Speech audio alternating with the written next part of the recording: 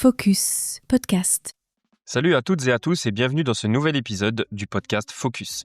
Aujourd'hui, on va parler de mouvement, mais pas seulement. On va parler de santé durable, d'inclusion et de prévention. On entend souvent dire qu'il faut bouger, mais quand on a des douleurs, une maladie chronique ou qu'on avance dans l'âge, le mouvement peut devenir un vrai casse-tête. Mon invité du jour, Lucas Olivier, est un guide essentiel dans ce domaine. Enseignant en activité physique adaptée et santé, son parcours est aussi riche que varié.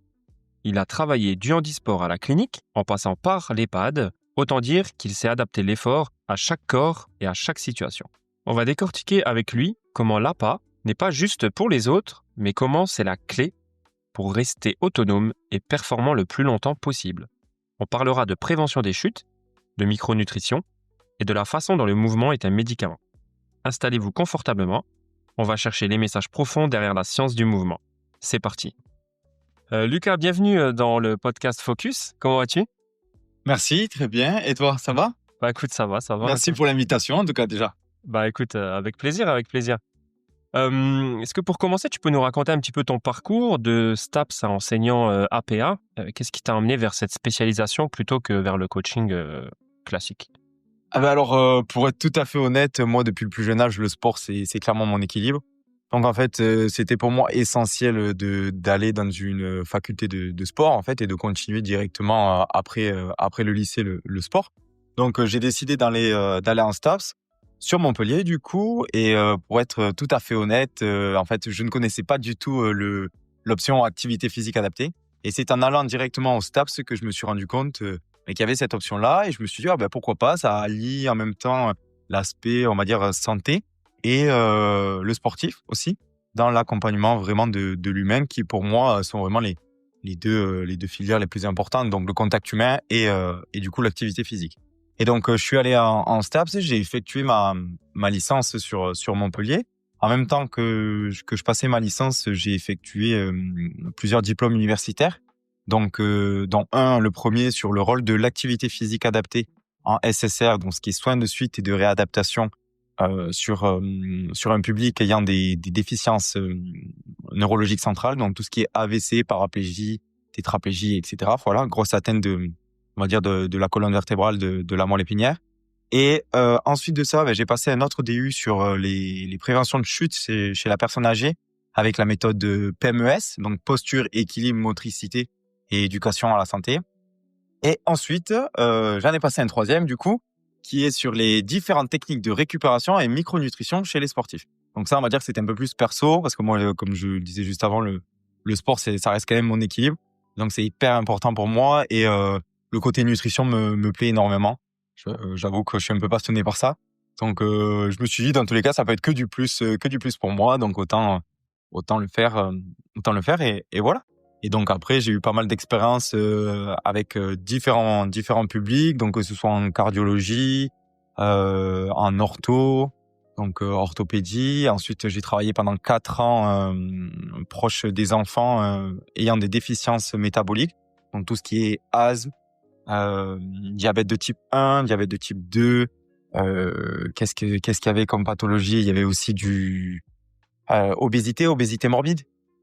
Voilà, donc allant de 150 à 170 kilos, donc c'est quand même très très. Ouais, pour un enfant. C'est ouais. un très très gros poids. Ouais, pour un enfant, ça reste énorme. Et du coup voilà, donc ça c'est quand même, on va dire que c'est mon parcours. Et ensuite, pour des raisons personnelles et professionnelles, j'ai décidé de partir de cette structure-là parce qu'il y avait un nouveau challenge qui s'ouvrait à moi, et donc c'était de développer des maisons sport santé, enfin une maison sport santé notamment. Donc l'objectif d'une maison sport santé, c'est des personnes comme toi et moi vont d'abord voir le médecin, et le médecin conclut qu'il faut que cette personne-là reprenne de l'activité physique. Et en fait, ces personnes-là sont envoyées par le médecin avec une prescription médicale axée vraiment sur travail d'équilibre, de renforcement musculaire, de souplesse, mobilité, voilà, ou X raisons. Et elles viennent, et à partir de là, nous, on fait ce qu'on appelle un bilan sport santé pour évaluer les capacités physiques et cognitives, avec des questionnaires notamment aussi sur la perception de la santé.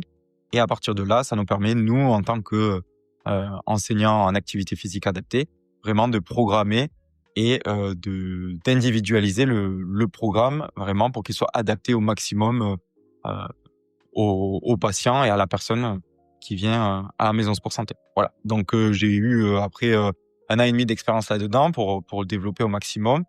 Et ensuite, j'ai décidé directement de me lancer à mon compte, donc c'est-à-dire de partir en tant qu'enseignant à pas en libéral, donc pour faire du domicile, aller au domicile des personnes pour effectuer justement de l'activité physique, des personnes qui ont des pathologies ou non. Hein. Il y a pas besoin d'avoir de pathologie pour pouvoir bénéficier justement de séances d'activité physique adaptées. Et après, je suis allé surtout intervenir en EHPAD pour lutter justement contre toute cette question de sédentarité chez la personne âgée, d'isolement social. Et voilà, donc moi, ça me tenait quand même à cœur de travailler avec les personnes âgées. On va dire que j'ai travaillé pendant 4 ans avec les enfants et je suis allé voir le côté opposé, donc avec les personnes âgées. Et voilà, donc en gros, mon petit parcours professionnel. Ouais, c'est pas mal, tu as pas mal de bagages quand même. Hein, Ouais, ça va quand même. tout ce que tu as passé. De tout ce que tu m'as dit, j'ai retenu aussi un petit truc, c'est que si la personne est envoyée par le médecin, du coup, est-ce que tu bénéficies d'un remboursement par la sécurité sociale? Alors, il n'y a pas encore, l'activité physique ne bénéficie pas encore de remboursement par la sécurité sociale. Tu peux avoir des remboursements via certaines mutuelles qui prennent en charge justement. Il commence à y avoir un développement là-dedans au niveau des mutuelles. C'est un peu comme quand tu vas voir l'ostéo. Si tu veux, l'ostéo, c'est soit tu as 3 séances dans l'année ou alors tu as jusqu'à 150 € de prestations justement chez les ostéopathes. Et ben en fait, pour l'activité physique, c'est la même chose. Donc, on va dire que la prescription médicale, nous, en tant que professionnels, nous permet d'avoir une sécurité et de suivre en fait un fil, une trajectoire et un objectif, et pas d'arriver face à la personne et juste faire le bilan en sport santé et effectuer de l'activité physique sans réels objectifs bien écrits et bien fondés. Donc là, on est en fait, si tu préfères, avec le médecin, on est beaucoup plus sur le domaine vraiment santé, où il y a vraiment un objectif derrière pour lutter contre soit le développement d'une pathologie, soit pour retrouver cette autonomie dans le quotidien et cette confiance en soi, en son corps. Ou alors après, s'il n'y a pas de prescription médicale, là on est plus sur le domaine vraiment sport santé, où la personne a perdu confiance en elle, il n'y a pas de pathologie apparente, mais par contre elle n'a pas confiance en elle, elle a peur du regard des autres et donc elle préfère appeler une personne, un enseignant en activité physique adaptée, justement pour bien adapter son programme et le faire au domicile. Ok. Voilà. Et tu parlais que le sport était un grand pilier dans ta vie. Qu'est-ce que tu as fait comme sport en étant plus jeune et aujourd'hui, qu'est-ce que tu pratiques encore? Alors moi, aujourd'hui, en étant plus jeune, du coup, moi j'ai fait plus de 12 ans de rugby. Après, j'ai arrêté par rapport aux études. Donc moi, je jouais à l'USAP à Perpignan jusqu'à 18 ans. Et ensuite, je suis parti sur Montpellier faire mes études. Donc j'ai arrêté le rugby. J'ai joué un petit peu dans des villages, mais ça m'a pas trop plu. On va dire que l'ambiance était complètement différente. Ouais, bien sûr. Donc j'ai décidé d'arrêter. Et en plus, j'étais plus avec mes copains, on va dire, de l'époque, puisque je jouais avec eux depuis l'âge de 6 ans. Donc c'est différent. Et là, maintenant, je fais beaucoup on va dire, c'est par saison. Donc, c'est-à-dire que j'aime beaucoup les sports de glisse. Donc, tout ce qui est hiver, je fais du snow, du ski de rando aussi, parce que j'aime beaucoup du coup la nature et le fait de le matin partir, prendre mes skis, mettre mes pots de phoque sous mes skis et partir en randonnée avec mon petit sac à dos tout seul dans la nature et juste entendre le silence, le bruit du silence. Je trouve ça en tout cas pour moi, ça me fait énormément de bien. Et après, je fais quand même pas mal de courses à pied, de vélo. Et là, notamment, je m'entraîne pour effectuer un Irox qui est justement, je pars demain pour Madrid, où j'ai un Irox à Madrid. Voilà. Ok, donc je t'ai attrapé juste au bon moment, quoi. C'est ça, exactement. C'est tout à fait ça. La prépa s'est bien passée? Ouais, ça va. Elle a été coupée parce que du coup, je suis parti en Nouvelle-Zélande pendant 5 semaines faire un séjour linguistique. Bon, c'était génial, mais du coup, je me suis plus entraîné sur tout ce qui était course à pied et entraînement au poids du corps. J'ai un peu laissé de côté tous les appareils fonctionnels. Les ergots, ouais. Et tous les ergots, tout ça. Et puis, de toute façon, l'objectif pour moi, c'est une nouvelle expérience, c'est un nouveau challenge et c'est surtout de prendre du plaisir là-dedans, quoi. Tu le fais en Alors solo oui, ou certes, en en binôme? solo, Solo. ouais, en solo, je suis parti sur le principe de, c'est ma première course. Je le fais solo comme ça. Si je fais un mauvais temps ou un temps qui est pas exceptionnel, je peux m'en vouloir qu'à moi-même et je peux pas mettre que l'autre dans la, on va dire, en cause. Voilà. Et donc c'est aussi important pour moi de le faire en solo. Au moins, j'arrive à me confronter, d'abord face à moi-même et après face aux autres. Donc voilà, c'est un petit challenge, mais l'objectif est de prendre du plaisir et de découvrir Madrid aussi, puisque je ne connais pas. Donc voilà, Bah, ça t'as va être un raison. bon petit week-end. Exact. Concrètement, quelle est vraiment la différence entre l'activité physique adaptée et ce qu'un coach sportif traditionnel propose?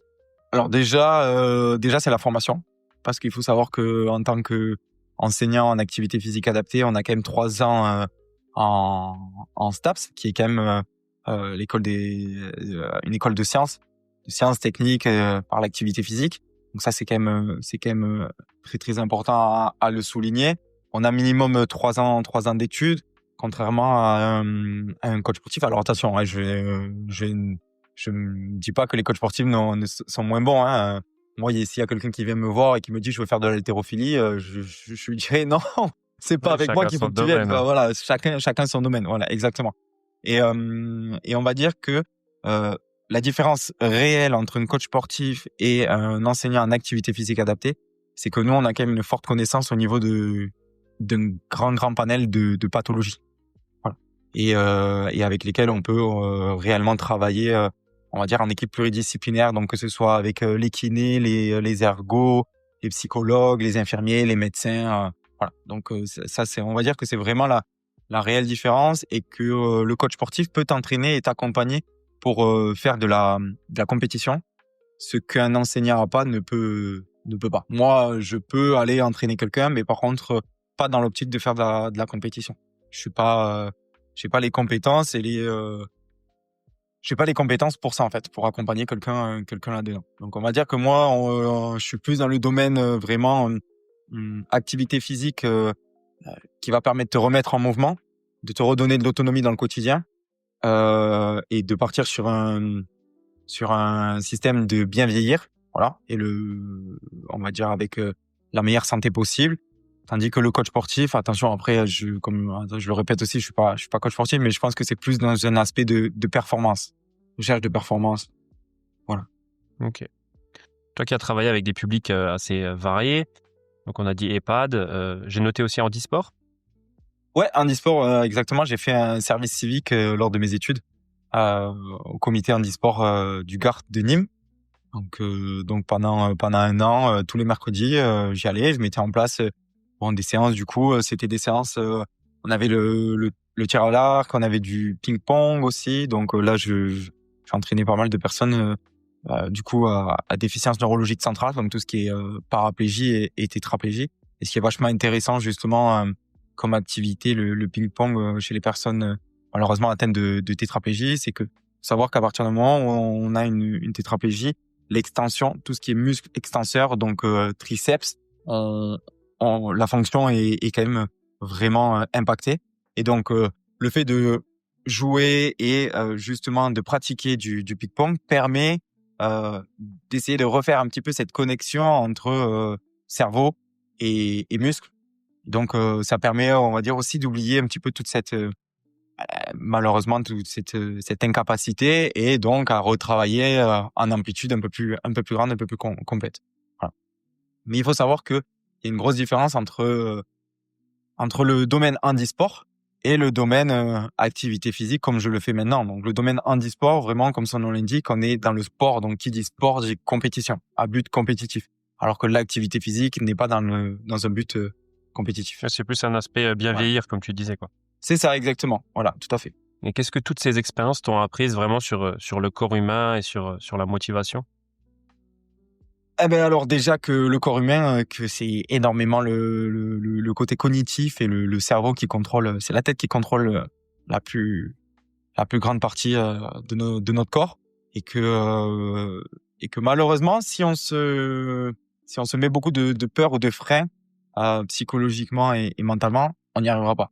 Donc c'est bien de travailler le corps, mais il faut surtout aussi travailler le mindset. Donc, c'est ça qui est super intéressant dans le métier d'enseignant en activité physique adaptée, c'est que on peut travailler en équipe pluridisciplinaire.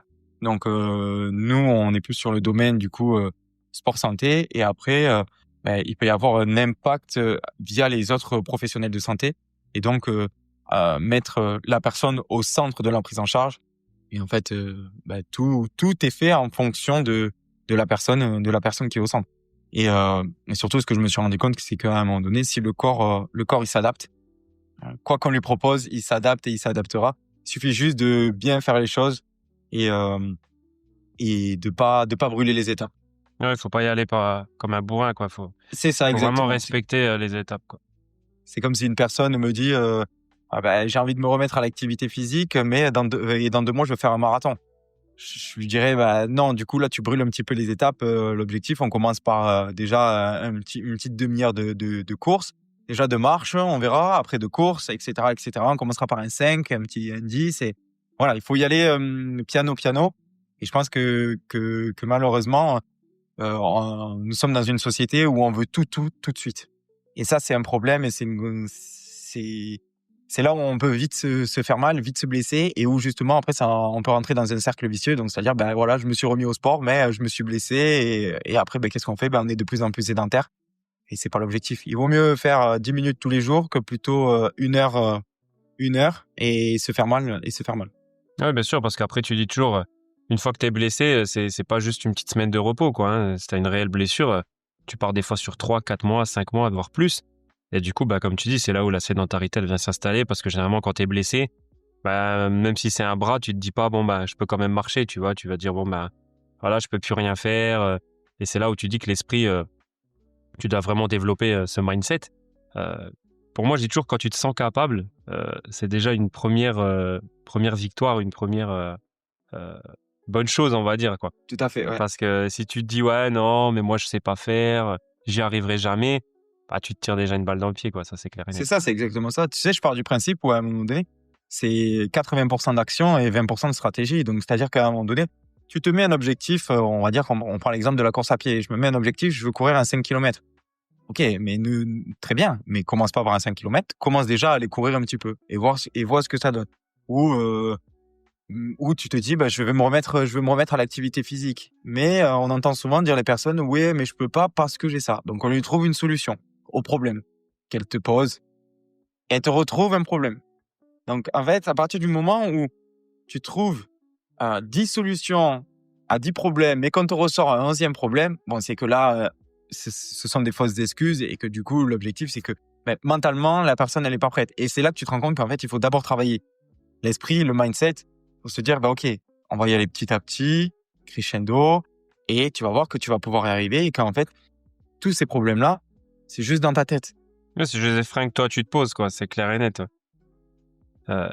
Quelle est l'histoire d'un de tes patients qui t'a vraiment le plus marqué et qui illustre parfaitement l'impact de l'APA? Alors, moi, je vais reprendre l'exemple d'un enfant. Quand je travaillais dans un centre en montagne, justement, donc un pôle pédiatrique. Un enfant de 8 ans. Ouais, exactement, de 8 ans est arrivé. Donc, 8 ans, il faisait, si je me rappelle bien, 90 kilos. 90 kilos, donc c'est quand même énorme. C'est quand même énorme. Pour la petite anecdote, la famille, c'était le roi. Cet enfant était le roi, donc c'est-à-dire qu'il vivait sur le canapé, et en fait, du coup, il y avait tellement d'amour des parents que l'amour était malsain, parce qu'il lui donnait tout ce qu'il voulait manger. Donc voilà. Donc il lui donnait, par exemple, ce jeune enfant pouvait manger un poulet entier à un repas à l'âge de 8 ans. Ce qui est quand même énorme. Voilà. Ouais, bien sûr. Et donc quand il est arrivé à ce centre, et je me rappellerai toute ma vie, donc fauteuil roulant, et il pouvait pas, il parlait pas. Et la seule chose qu'il faisait, c'est, il tournait la tête. Comme un petit oui. Voilà, c'est tout. Oui ou non, c'est tout ce qu'il disait. Et au bout de quelques mois de prise en charge, donc il marchait pas, il marchait plus. Au bout de quelques mois de prise en charge, Il marchait plus à cause de son obésité. il marchait plus à cause de son obésité, ouais, à cause de son poids. Et mais on se rend pas compte de l'impact négatif que le poids et la mauvaise alimentation peut avoir sur notre corps humain, quoi, que ce soit sur les sur les articulations, sur tous nos organes vitaux, enfin, et même sur notre mindset, hein, c'est hyper important.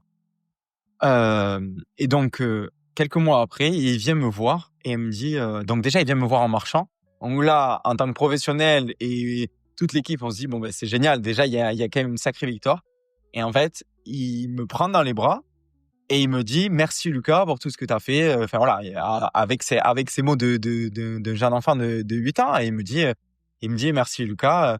Et donc, du coup, là, je lui dis, bah, merci de quoi? Pourquoi merci? Et il me dit, bah, grâce à toi et grâce à toute l'équipe, je peux marcher. Et il me dit, et ce truc-là, donc en montrant le fauteuil, il me dit, et ça, là, j'en veux plus, je le laisse ici, je veux plus le revoir. Donc ça, je trouve que c'est quand même une image très, très marquante de l'accompagnement. Alors, bien évidemment, c'est pas que de l'activité physique, mais ça en fait partie. Et donc, du coup, pour moi, c'était déjà une sacrée victoire. Donc voilà. Un moment assez émouvant. Ah ouais, tu m'étonnes. On voit encore que t'es un petit peu ému. Ouais, c'est ça, exactement. À quel point la sédentarité est-elle un vrai danger aujourd'hui? Bah, la sédentarité dans notre société, elle est de plus en plus présente. Hein. Déjà, rien que par rapport à en fait, à tout le développement on va dire de la technologie. Je vais prendre un exemple tout concret. Avant, si on voulait aller se commander par exemple un fast-food, que ce soit un McDo, un Burger King, ben il fallait se lever se lever de son canapé, aller le chercher et revenir à la maison ou le manger là-bas. Maintenant, il nous suffit juste de prendre le petit téléphone, une application et on bouge pas du canapé et 10 minutes plus tard, on a le repas à la maison. Donc rien que déjà par rapport à la technologie, c'est très très on va dire il y a un haut risque de sédentarité par rapport à nos métiers. Il y a quand même moins de métiers, on va dire Actif, ouais. actifs, ouais, voilà, exactement, merci. Beaucoup plus de métiers sédentaires, hein, assis dans un fauteuil, derrière un bureau, face à un ordinateur, et toute la journée, on passe plus de 7-8 heures assis. Hein. Alors, on peut être actif, on peut être sportif, mais on peut être quelqu'un de sédentaire. Par exemple, si tu vois, nous deux, là, on est en train de parler, on peut faire, ce matin, je peux travailler, faire des programmes, préparer des programmes. Et cet après-midi, là, on est en train de tourner le podcast. Et en fait, ce soir, je peux aller faire mon sport. Mais j'aurais fait qu'une heure ou 2 heures d'activité physique. Donc, je suis sportif, mais j'ai un train de vie sédentaire. Tu vois? Et c'est ça qui est hyper important. C'est ça qui est hyper important à vraiment à se rendre compte, c'est que l'objectif de la vie quotidienne, c'est d'essayer de bouger le maximum. Le corps humain, il est fait pour bouger. Donc, si je pouvais donner des conseils sur le fait de lutter contre la sédentarité, déjà des conseils tout simples, arrêter de prendre l'ascenseur, mais plutôt prendre les escaliers. Pas prendre les escalators, prendre les escaliers. Quand on est au travail, quand on travaille au bureau, toutes les heures, en fait, se lever et juste faire un petit aller-retour, 2 minutes de marche, déjà ça suffit pour au moins la circulation sanguine au niveau des jambes. Voilà, c'est hyper important. Donc non, ça reste très très très dangereux et ça, c'est qui dit sédentarité dit après obésité. Enfin voilà, c'est complètement lié. Hein.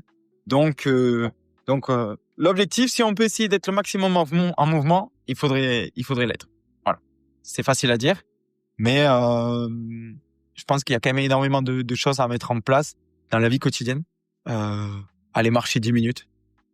Essayer de prendre le vélo pour aller au travail. Alors bien évidemment, c'est des choses qu'on entend un peu tous les jours et un peu partout. Mais rien que déjà juste prendre l'escalier en fait. Déjà juste ça. Ouais, il y a Prendre des l'escalier. petits trucs à mettre en place, je pense, pour mettre des nouvelles routines, on va dire, en place. Même rien qu'aller, par exemple, je sais pas, bon, quand le temps le permet, c'est toujours pareil. Chez moi, le temps est un peu dégueulasse, mais, mais voilà.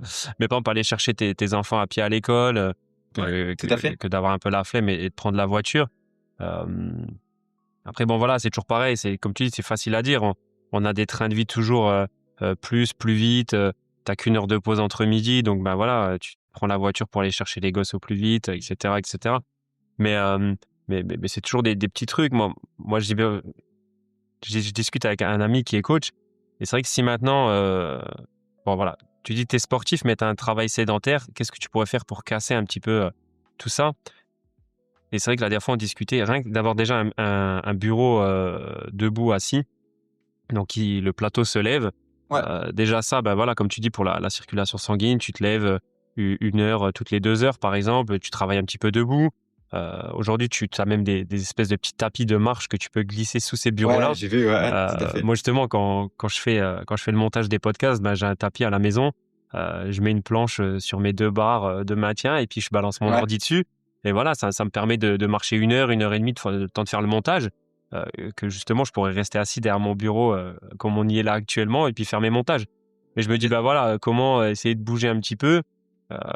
Bon, c'est des petits investissements à faire, mais après, on va pas se mentir, la santé, sur le long terme, c'est de l'investissement sur soi-même, que ce soit en temps comme en argent aussi. Hein, bien manger, ça coûte cher. Quelques équipements sportifs, voilà, c'est aussi un coût. Mais c'est toujours moins cher que celui qui va chercher une pizza, qui va chercher, je sais pas moi, des fast-food, etc., quoi. On va dire, tu payes ta flemme après sur le long terme, quoi.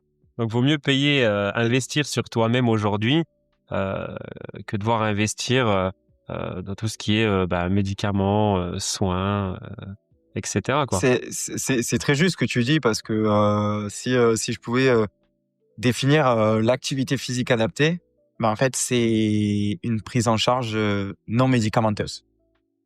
Exact, ouais. Donc, mais le problème, c'est que, comme je le disais quelques minutes avant, on est dans une société où on veut tout de suite.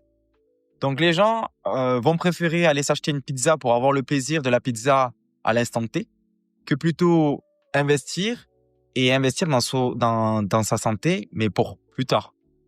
Donc, on veut tout de suite. Et ça, c'est un gros problème.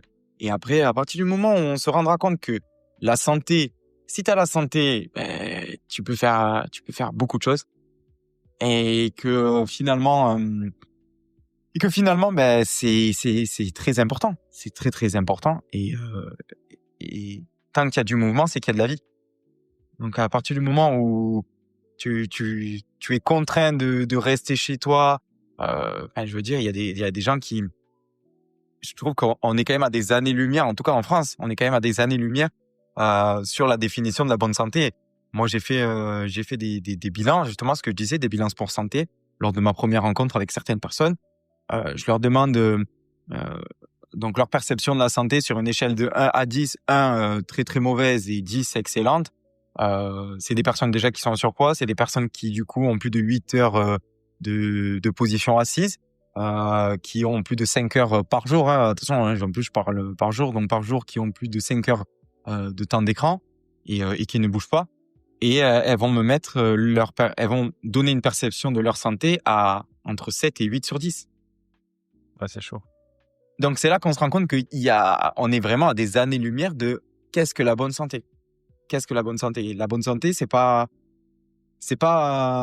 juste avoir mes 4 membres et me lever le matin, boire mon café. Non, tu peux faire ça et être en très mauvaise santé. Et comme tu peux avoir une personne qui est en fauteuil roulant, amputée des 2 jambes ou amputée d'un bras, et qui est, elle, en meilleure santé que toi et moi réunis, tu vois, par exemple. Ouais, bien sûr, ça me fait penser par exemple à Mathias qui lui a eu un accident de moto que j'ai eu dans le podcast récemment. Et le mec, il est quand même champion du monde dans sa catégorie Aerox, tu vois. Il lui manque une jambe, il est sur une spatule à crêpes, comme il dit toujours. Ouais. Et le mec, il se donne à fond pour être en bonne santé. Et justement, en fait, il disait des fois avec le regard des autres, t'as l'impression que, tu sais, que c'est toi qui es en mauvaise santé, alors qu'au final, quand tu regardes les gens, des gens en surpoids, cigarettes, etc., il y en a plein. Donc au final, je suis désolé, le mec, c'est pas parce qu'il lui manque une jambe que c'est un gars qui est en mauvaise santé, bien au contraire, tu vois. Il se donne les moyens pour être au top, quoi. C'est vrai, quelle est pour toi, du coup, la définition de la bonne santé? Pour moi, la bonne santé, c'est être en mouvement le plus possible. Vraiment. Pour quelqu'un qui est en bonne santé, c'est quelqu'un qui va essayer de toujours toujours être en mouvement. Pour moi, c'est le mouvement. Réellement. Je dis vraiment, c'est une phrase que je redis encore, c'est tant qu'il y a du mouvement, c'est qu'il y a de la vie, quoi. Donc, si à partir du moment où je vais prendre aussi un exemple un peu tout bête mais qui va parler à beaucoup de personnes, mais tu peux avoir les tablettes de chocolat, mais sauf que si tu es à l'hôpital et que tu es allongé sur le lit, et que le médecin vient te voir et te dit: «Monsieur, vous pouvez pas bouger, vous restez ici, parce que, enfin voilà, pour X ou Y raison», et la personne, alors oui, elle a peut-être un joli corps, mais elle est plus en mouvement. Je sais pas si tu comprends, je sais Ouais, pas si tu vois ouais, je tu vois vois ce que je veux dire? bien sûr. Mais pour moi, vraiment, la bonne santé, c'est réellement, à partir du moment où tu peux bouger à ton échelle et que tu ne subis pas euh, des actions Ouais, ton propre corps du même déjà quotidien tout, ouais. banales. Ouais, et ton propre corps, ouais, c'est ça exactement. Il y a des personnes qui ont 30 ans et qui ont du mal à se lever de leur lit, quoi. Ou alors qui se lèvent et qui ont qui ont des douleurs au niveau des articulations, au niveau du dos. Et 30 ans, quoi. Bah, 30 ans, ouais, moi, je revois des images d'entourage autour de moi, heu, utiliser un chausse-pied à 30 ans. Ah ouais. Tu vois, moi, je trouve ça, choquant. Même, Ah ouais, mais moi aussi. même j'ai envie de te dire, tu vois, ma grand-mère qui a 93 ans, bah, limite, elle en utilise pas, quoi. Mhm. C'est là que tu te dis: «Ah ouais, non, mais il y a un problème quelque part». Parce qu'on est dans une société de plus en plus d'assistés, malheureusement. Ouais, mais enfin, je sais pas, moi, enfin, moi, ça me tiquerait, tu vois, de me dire: «Attends, merde, Ouais, ouais. j'utilise un chausse-pied». C'est tout con, Ouais, mais mais voilà. ouais, c'est comme tu dis, c'est tout con, en fait, on est dans une société où vraiment, il faut faire tout le plus rapidement possible, mais moins se fatiguer. Et les gens n'ont plus ce goût de l'effort. Et ça, c'est C'est vrai aussi aussi, ouais, c'est vrai aussi. un réel problème. Ils n'ont plus ce goût de l'effort.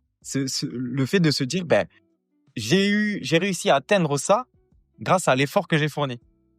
Non, maintenant, qu'est-ce qu'on fait? Ben, on sécrète de la dopamine en faisant quoi? En swipant sur les réseaux sociaux, Instagram, TikTok. Alors attention, ça a du bon, ça a de très bons côtés positifs.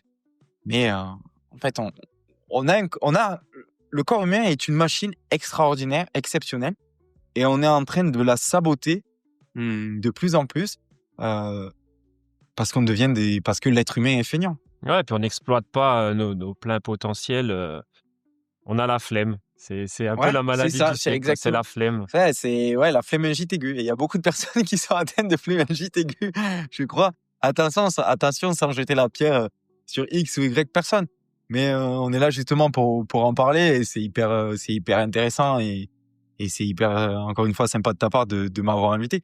Mais on est là aussi un petit peu pour essayer de faire bouger les choses et pour que les gens se rendent compte en fait que le corps humain, c'est, comme je dis, c'est une machine extraordinaire et qu'il faut l'utiliser et il faut en prendre soin. Et voilà. Alors après, quand bien même après avoir dit ça, il y aura toujours des personnes qui vont saboter leur corps, et c'est ok. De toute façon, malheureusement, on peut pas sauver tout le monde. On peut essayer d'aider le maximum de personnes, mais j'ai beau te donner tous les conseils du monde, je pourrais pas le faire à ta place. Ah non, ça c'est sûr. Mais moi, je dis Tu vois? toujours, tu vois, même si avec, un épisode du podcast, j'arrive toujours à aider ou, motiver ou je Ouais, sais pas comment on peut dire, au moins une personne, c'est déjà bien, tu vois? c'est Parce que comme tu exact. dis, on Mais peut pas sauver tout le monde, mais après, je trouve toujours c'est bien de regarder un peu autour de soi et on va dire dans le malheur des gens, d'essayer de trouver toujours un petit quelque chose pour soi, tu vois?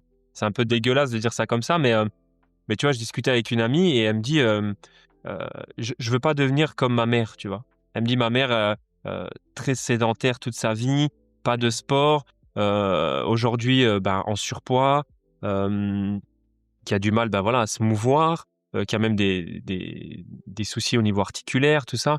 Et elle dit: «C'est pas l'exemple que je veux devenir», tu vois? Alors on dit toujours généralement on veut ouais, être ouais, comme nos parents, mais au contraire, je trouve que c'est bien de aussi de se dire: «Bah, je veux pas être comme eux». ouais, Heu et ça te met un petit truc dans la tête de dire: «Bon, OK, donc elle a eu une vie comme ça, qu'est-ce que moi je peux mettre en place en amont, déjà à mon jeune âge pour éviter, bah, de suivre ce même chemin?» Et tout à fait.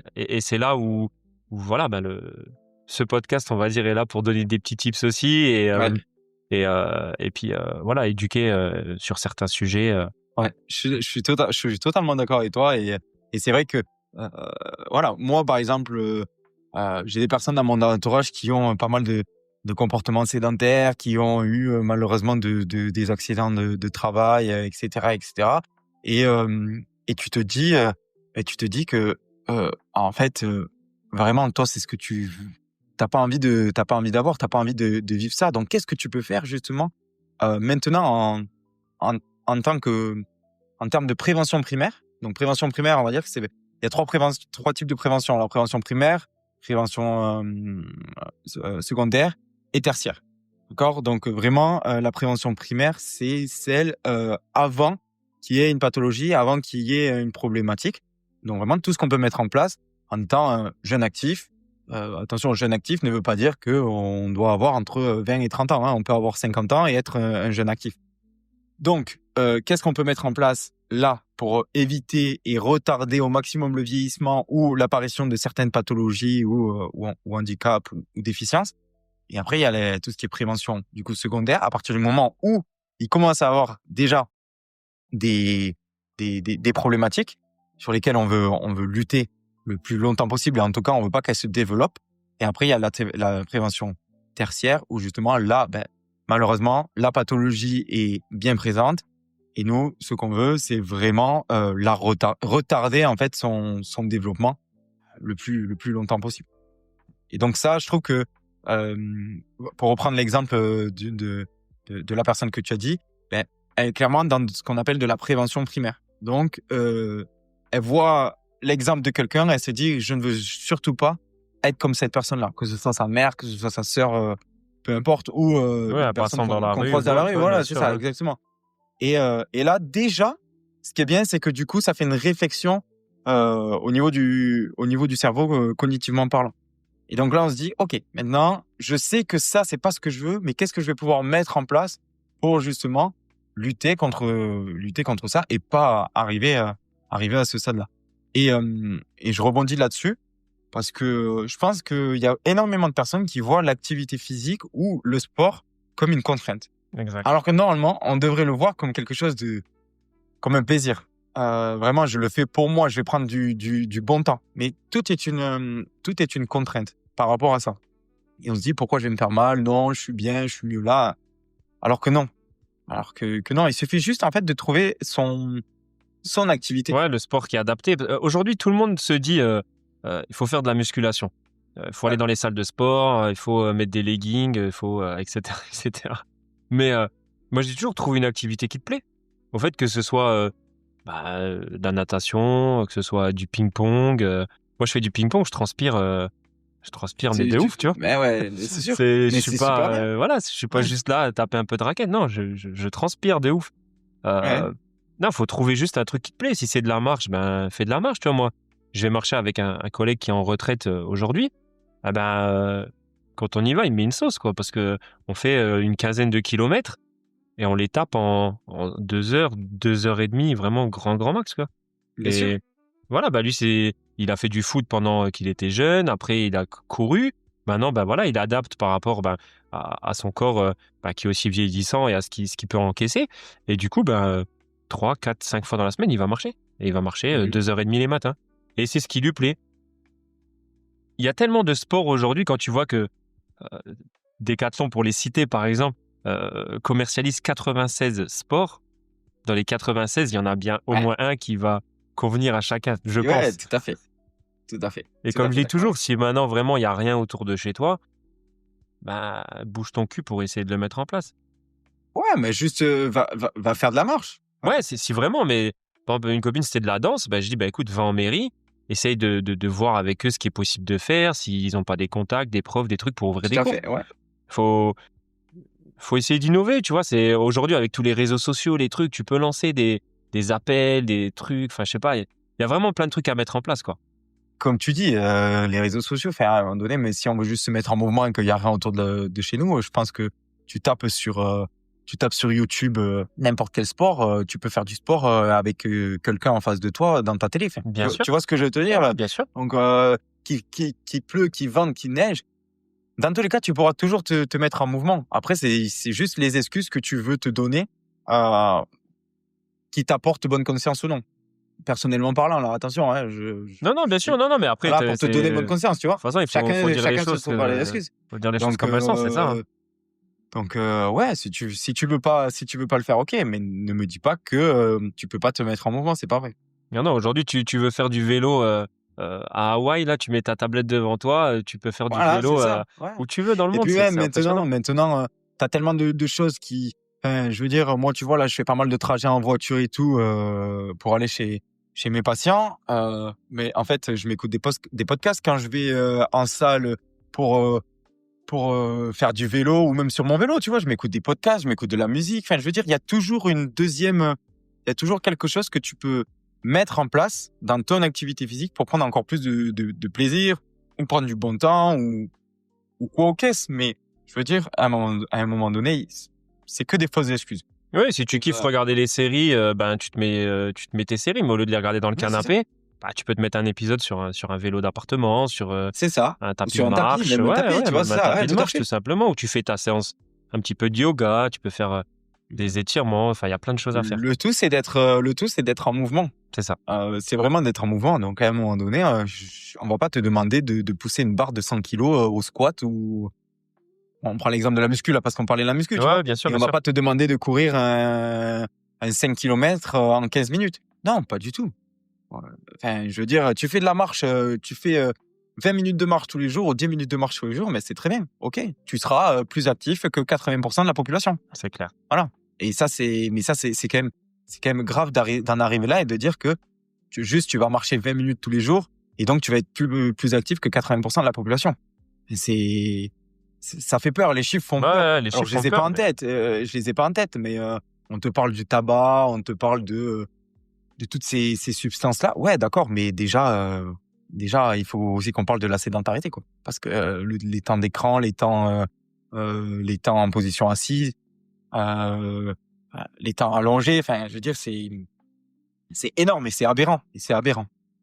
on va parler un petit peu de prévention des chutes. C'est un sujet que Ouais. tu maîtrises quand même bien.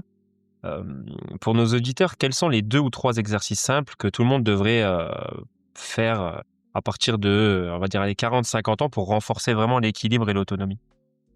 Alors, moi, ce que je dirais surtout, c'est surtout déjà de la marche. La marche, c'est hyper, hyper important. Il y a de plus en plus de personnes qui, malheureusement, ne font plus de marche.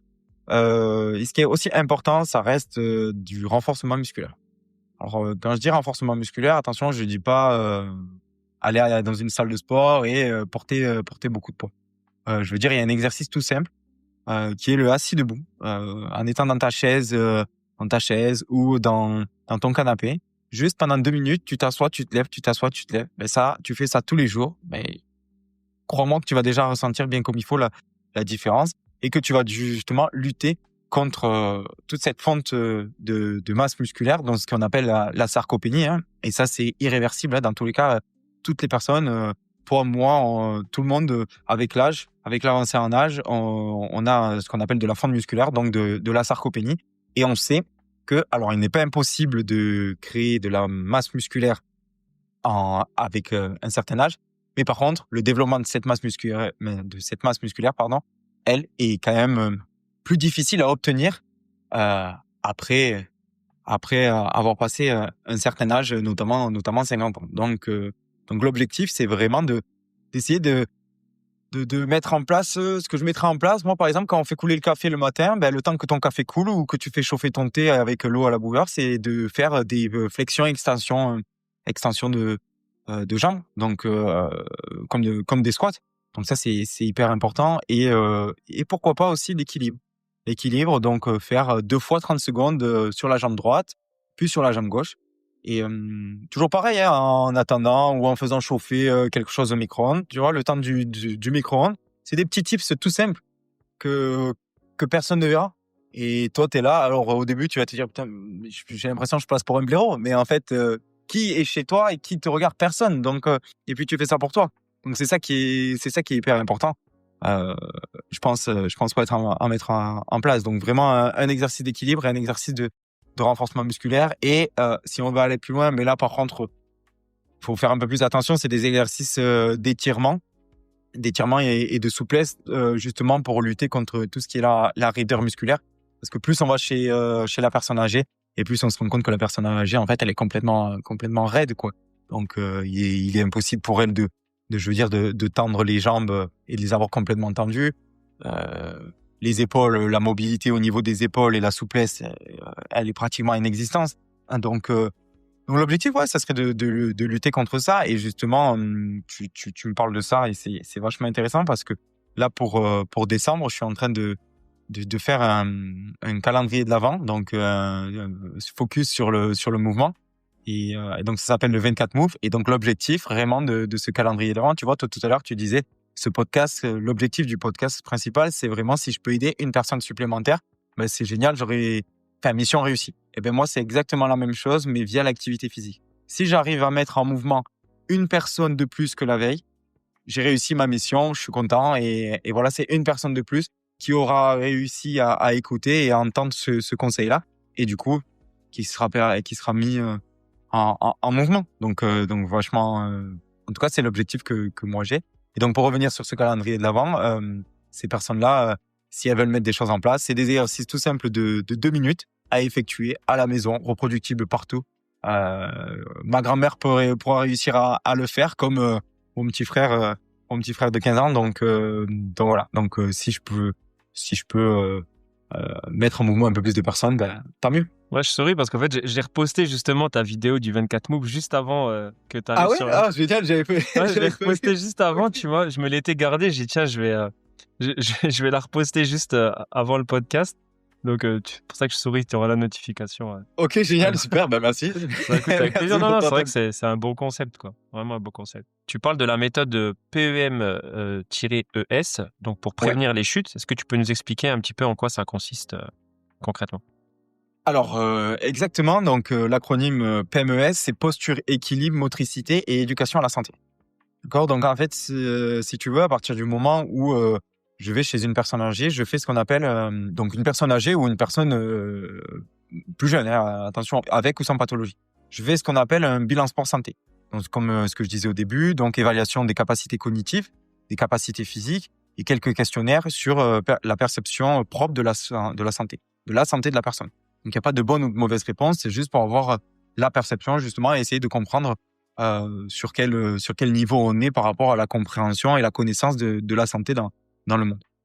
Et donc, du coup, je me sers de ce bilan sport-santé pour évaluer ces 3 items. Donc, la posture, l'équilibre et la motricité. C'est toi qui l'as fait, Ah non, justement, ça, je le reprends. C'est la méthode que j'ai validée via mon DU, donc mon diplôme universitaire lors de mes études, sur justement la prévention de chute chez la personne âgée avec la méthode PMES. Donc ça, posture, c'est équilibre, un motricité. questionnaire Exactement. qui est propre à la méthode, quoi.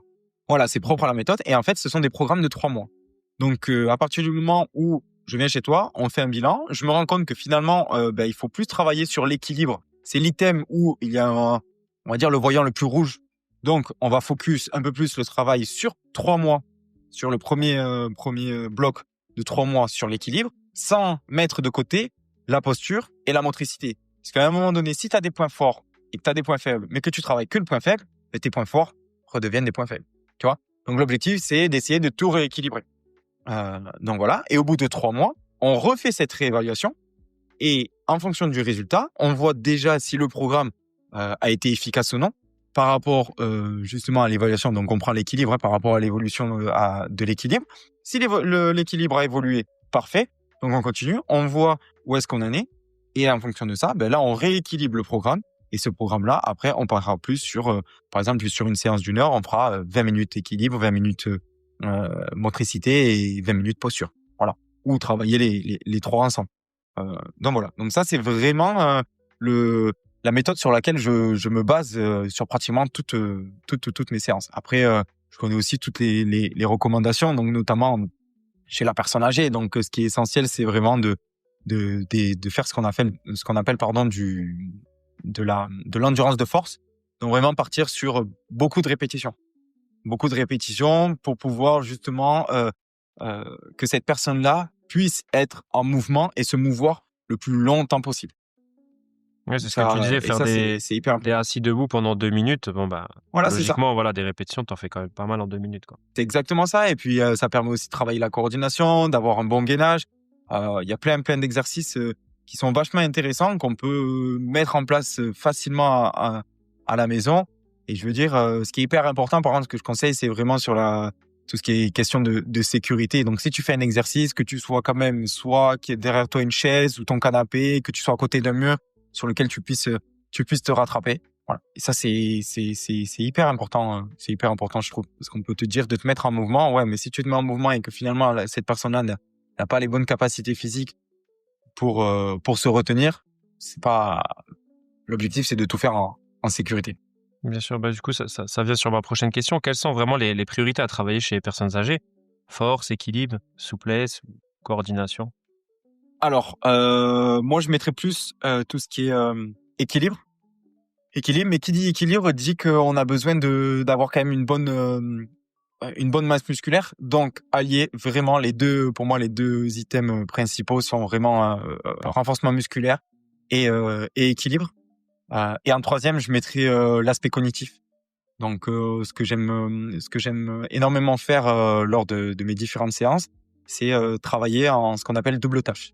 Donc, double tâche, c'est par exemple, je te prépare un parcours de marche avec plusieurs obstacles qui permettent de reproduire, on va dire, l'environnement extérieur. Donc, que ce soit les trottoirs, que ce soit le fait de marcher sur des sols qui sont des fois pas très stables, où il y a pas mal de trous, etc., avec les bouches d'égout, voilà. Donc, pour adapter et pas être surpris, justement, anticiper tous ces petits obstacles. Et en même temps, par exemple, au début du parcours de marche, je te donne une suite de chiffres que tu devras me redonner à la fin de ton parcours de marche. Donc, ce qui permet de travailler le physique, mais en même temps le cognitif avec la mémoire pour me redonner la suite logique des chiffres. Et après, tu peux tourner ça. J'arrive à tourner ça, on va dire, dans un domaine et dans un système un peu plus ludique, parce que je pars du principe où à un moment donné, si on fait de l'activité physique, et désolé du terme, mais si on fait de l'activité physique et qu'on fait la gueule, je veux dire, je viendrai une fois, quoi.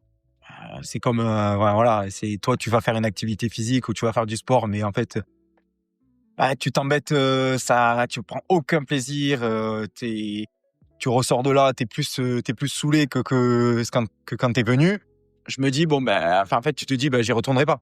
Et mon objectif, c'est pas ça. Mon objectif, c'est que on passe un bon moment ensemble, mais qu'en même temps, on travaille et qu'on prenne du plaisir.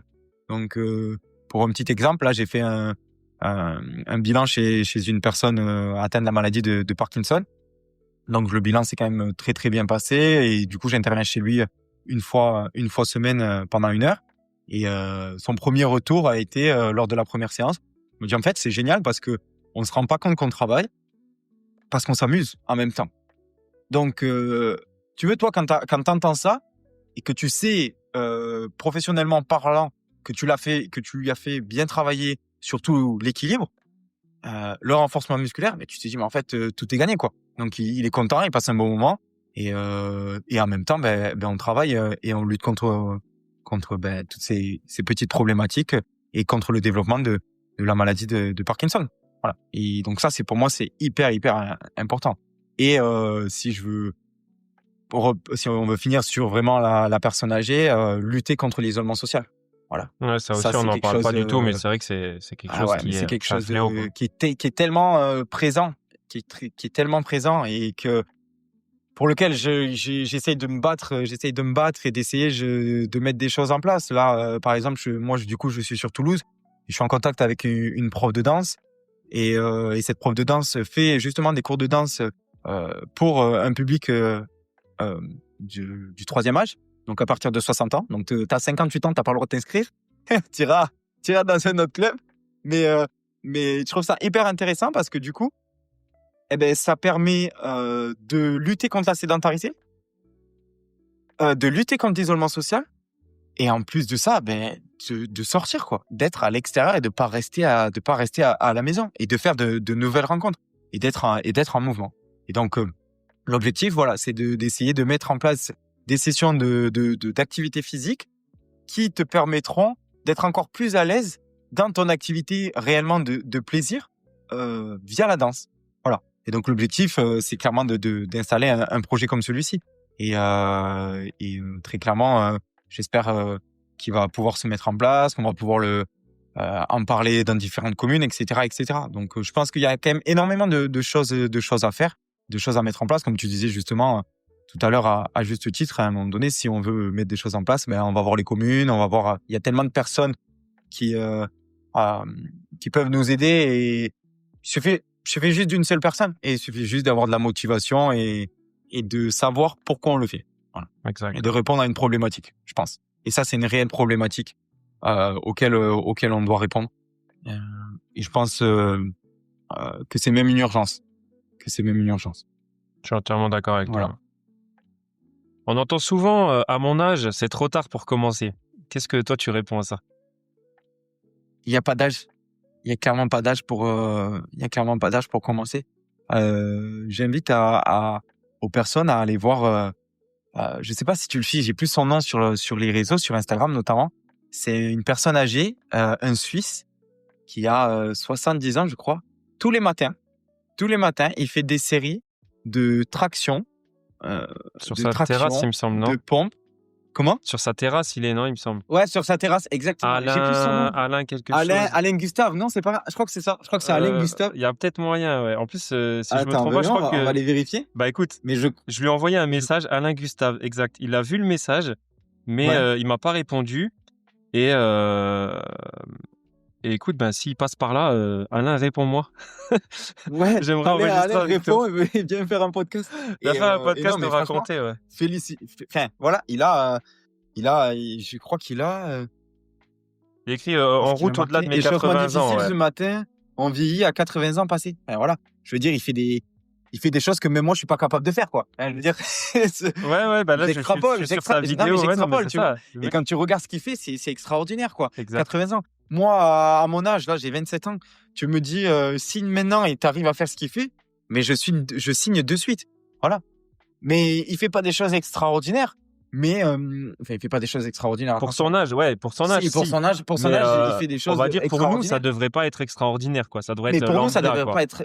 Et c'est exactement ça. C'est ça. Donc, quand des gens, pour répondre à ta question, quand des gens viennent me voir et me disent, ouais, mais j'ai pas l'âge pour ça. Il y a pas d'âge. Il y a juste il y a pas un âge à avoir. Il y a juste de la cohérence à avoir dans l'activité physique que tu vas faire. Ouais, puis après, c'est toujours pareil. C'est qu'est-ce que tu veux, comment tu veux vieillir. C'est exactement ça. C'est ouais. toujours il y a deux vidéos qui me viennent un peu en tête, justement, qu'on voit sur les réseaux sociaux. Il y a la première où on voit le même grand-père, on va dire, mais avec deux vies totalement différentes. Une Ouais. qui est dans un lit d'hôpital, qui est poussée par sa femme dans un fauteuil, etc., sous perf.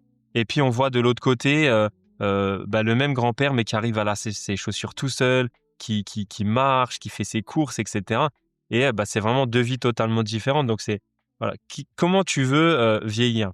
Ça, c'est la première. Et la deuxième, c'est vraiment pareil, un grand-père qu'on voit commencer à faire des squats, commencer à faire des pompes, etc. Et qui se remet justement à se mouvoir pour au fait atteindre à la fin un objectif, c'est pouvoir porter sa petite fille pour qu'elle puisse mettre l'étoile en haut du sapin. Et c'était vraiment voilà juste ça. Ouais, je l'ai vu cette vidéo aussi. Et c'est là où tu dis justement voilà quel est vraiment ton objectif et que ce soit cohérent. Voilà, si c'est juste bien vieillir, tout ça, ça sert à rien, comme tu dis, d'aller à la salle, de pousser des barres à 100 kilos, etc.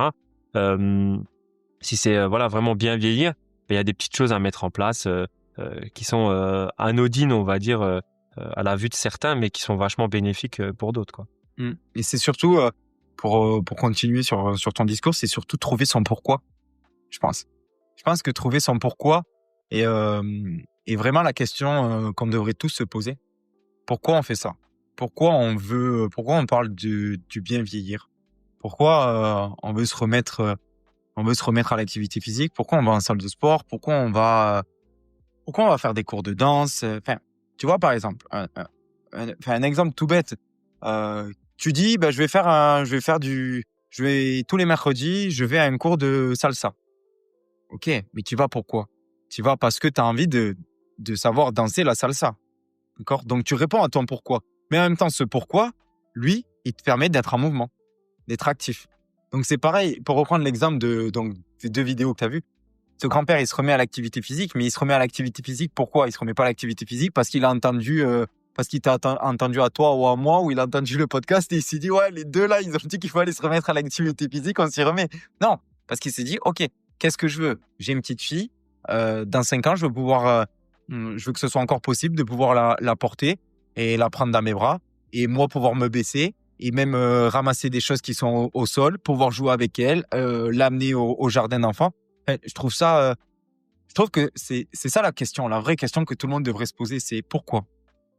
Pourquoi je devrais faire ça? Pourquoi il faudrait que je fasse ça? Pourquoi je fais ça? Et quand tu as la réponse à ça, déjà, en fait, c'est bon, tu as la réponse et tu sais très bien pourquoi tu le fais et la motivation, elle vient toute seule, en fait. Ouais, c'est moins contraignant du coup. Exactement. C'est exactement ça. Une personne de 70 ans, est-ce qu'elle peut réellement gagner en mobilité ou est-ce que c'est vraiment juste pour ralentir un peu le déclin? Non, tu peux toujours gagner en mobilité. Après, bien évidemment que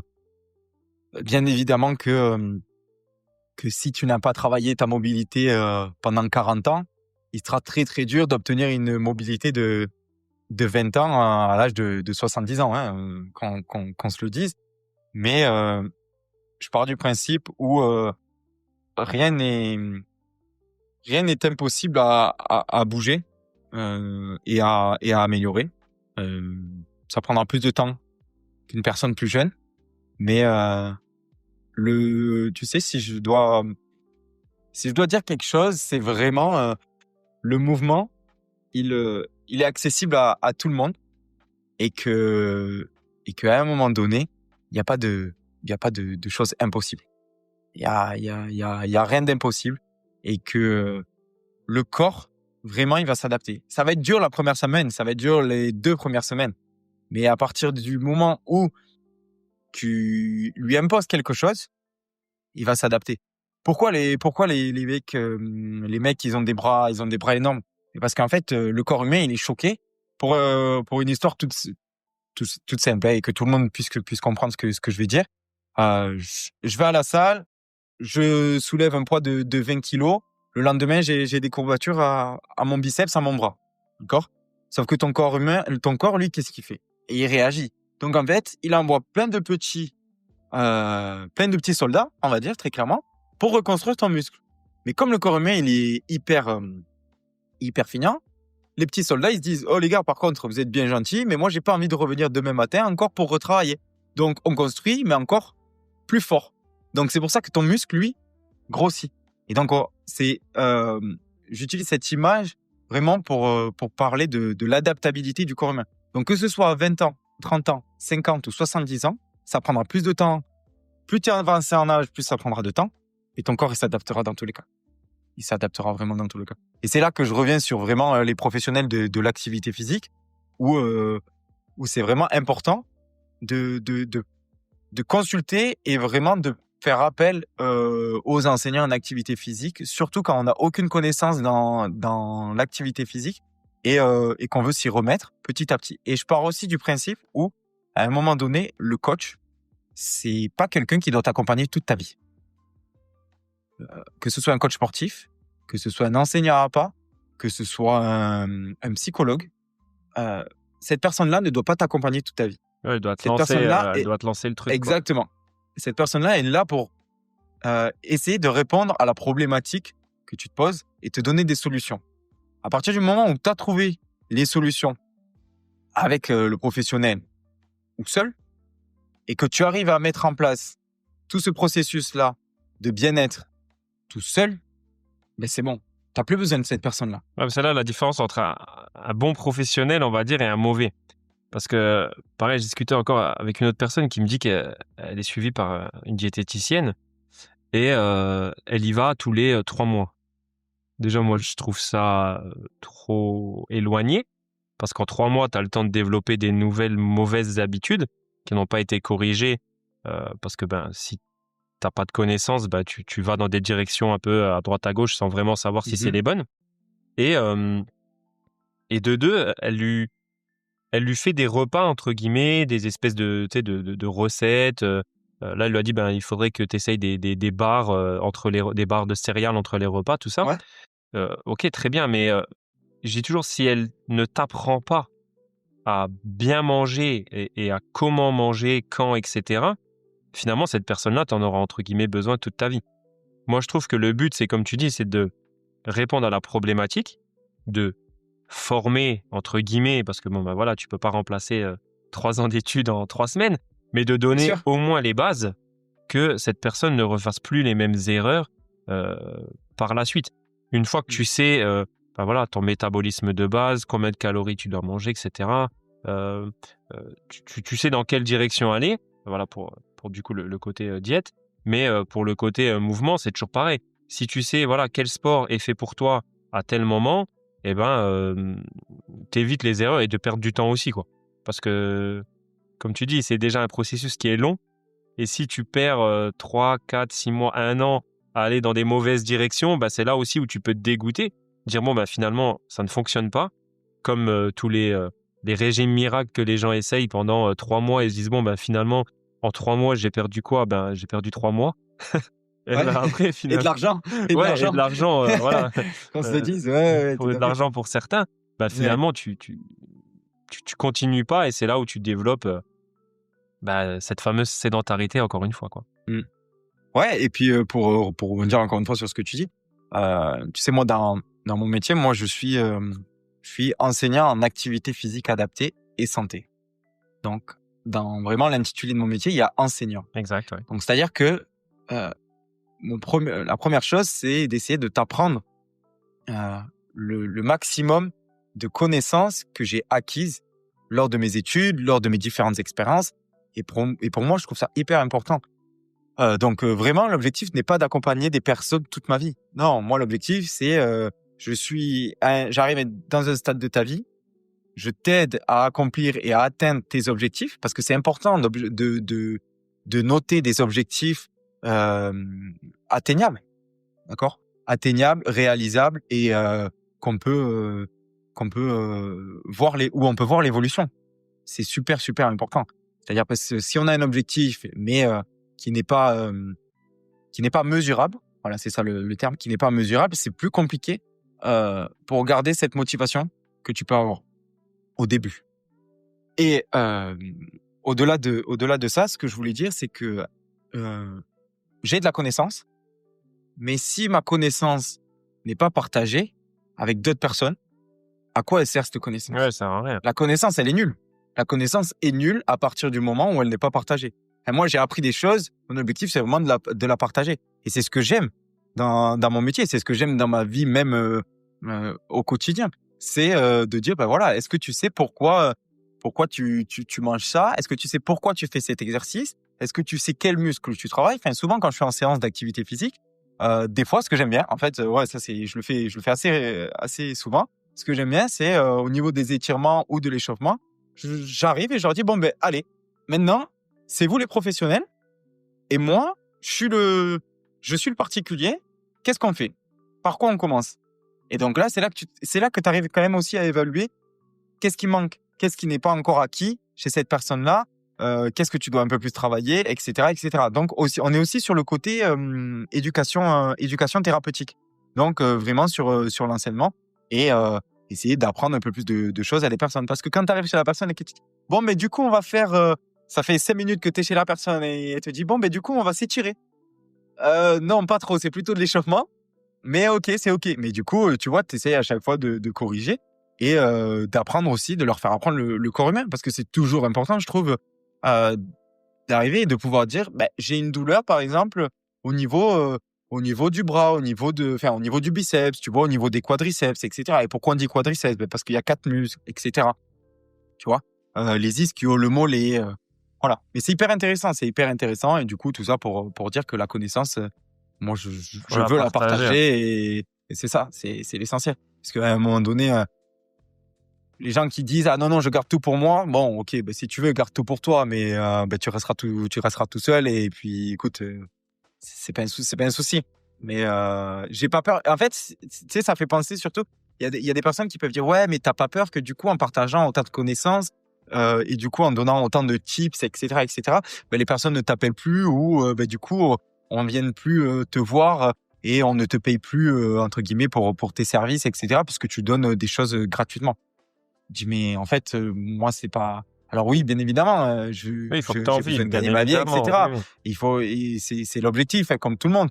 Mais ce que tu donnes, c'est ce que tu donnes à tout le monde. Après, si tu en veux plus, c'est que des tips et c'est que des conseils, grand, Oui, grand public, voilà, grand tu public. vois? Après, c'est pas Grand public. ciblé vraiment sur ta C'est pas problématique. ciblé Et ouais. sur ta problématique. Tu vois, par exemple, je vais te dire quelque chose sur, on sait que tu parlais d'une personne que tu connais qui va voir une diététicienne tous les 3 mois et tu disais que c'était quand même assez long, 3 mois.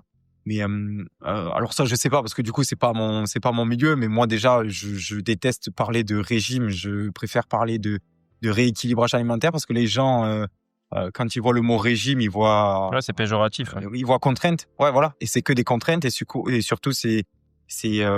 je me contrains et du coup, je m'interdis certaines choses.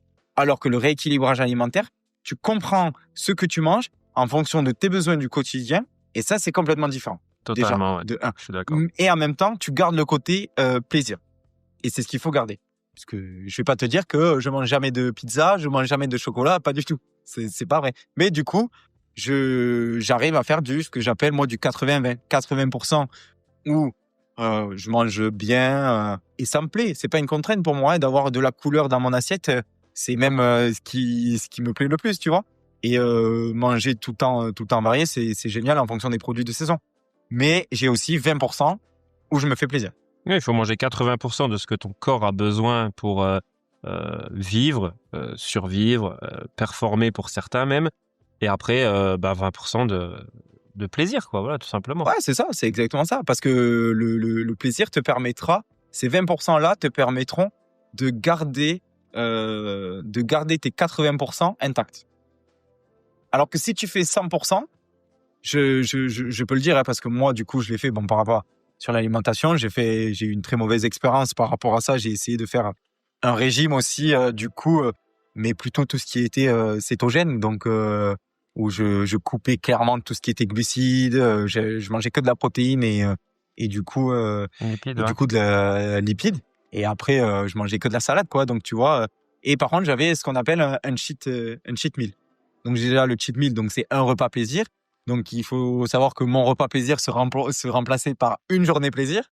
Et j'en suis même arrivé à un moment où du coup j'avais des troubles du comportement alimentaire où je me levais le jour du cheat meal, en fait, je me levais à 2 heures du matin et je me faisais un gros bol de céréales, tu vois, et je me disais, je mange, et après, je sais que demain, je repars à zéro.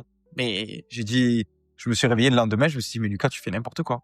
Tu fais complètement n'importe quoi. Tu t'arrêtes de suite et bah ça, tu retrouves un rééquilibre. Donc, heureusement que je l'ai arrêté rapidement avant que ça devienne une routine.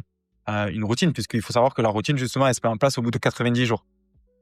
Donc, au bout de 3 mois, si tu as une routine et que tu veux qu'elle devienne automatique, vraiment, il faut que tu la maintiennes pendant 90 jours et c'est à partir de là. Donc là, c'est par rapport à des études qui sont sorties. Et voilà. Et du coup, là, je me suis dit, oh, tu t'arrêtes de suite et tu remanges normalement en fonction de tes besoins, etc., etc. Ouais, parce que tu avais Et les du coup, connaissances pour ouais, c'est te ça. remettre un peu en question, quoi. Exactement, exactement. Et puis j'étais entouré aussi. Je pense que l'entourage fait beaucoup, fait beaucoup. Et ça c'est important. C'est très très important. Il faut pas avoir peur aussi de parler de ces problématiques et de ces problématiques et je pense que les personnes autour de nous. Donc attention, il faut bien les choisir aussi, mais les personnes autour de nous, les plus proches possibles, sont là pour nous aider et normalement sont bienveillantes et sont là pour ouais, encore une fois pour nous aider, quoi, et nous accompagner dans un processus de guérison ou ouais, dans un processus de guérison ou d'amélioration.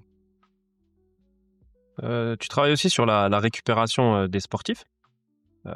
Quel rôle joue l'activité physique adaptée dans la récupération active par rapport vraiment au repos passif? Alors, les 2 sont importants. Les 2 sont très importants. Après, moi, je pars du principe où si tu as besoin de récupération, on va dire que la récupération active est bien, mais il faut pas non plus trop la pousser parce que si tu ne t'arrêtes jamais, donc je te dis une bêtise, mais tu fais une récupération active et tu te mets sur ton vélo. Tu te mets sur ton vélo, tu es toujours quand même en activité physique. D'accord? Donc, si tu te sens fatigué, tu as vraiment de gros signes de fatigue, tu sens que tu es plus performant sur n'importe quelle activité physique que tu fais, hein, c'est bien de prendre un jour de repos complet. Un jour de repos complet. Alors attention, tu peux prendre un jour de repos complet et aller marcher tranquillement. Un jour de repos complet ne veut pas dire je reste dans mon lit en pyjama Ouais, rien toute du la tout, journée, ouais. voilà. Donc, je pense que les deux sont très utiles, très intéressants, mais encore une fois, ça dépend de ton objectif, de ce que tu fais au quotidien et surtout des messages que ton corps t'envoie. Et ça, beaucoup de personnes ont du mal à écouter à écouter leur propre corps.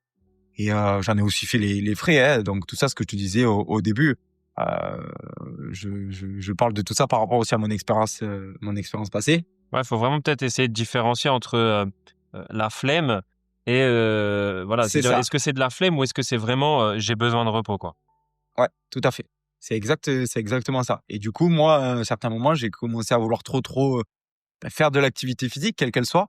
Mais du coup, en fait, j'étais fatigué.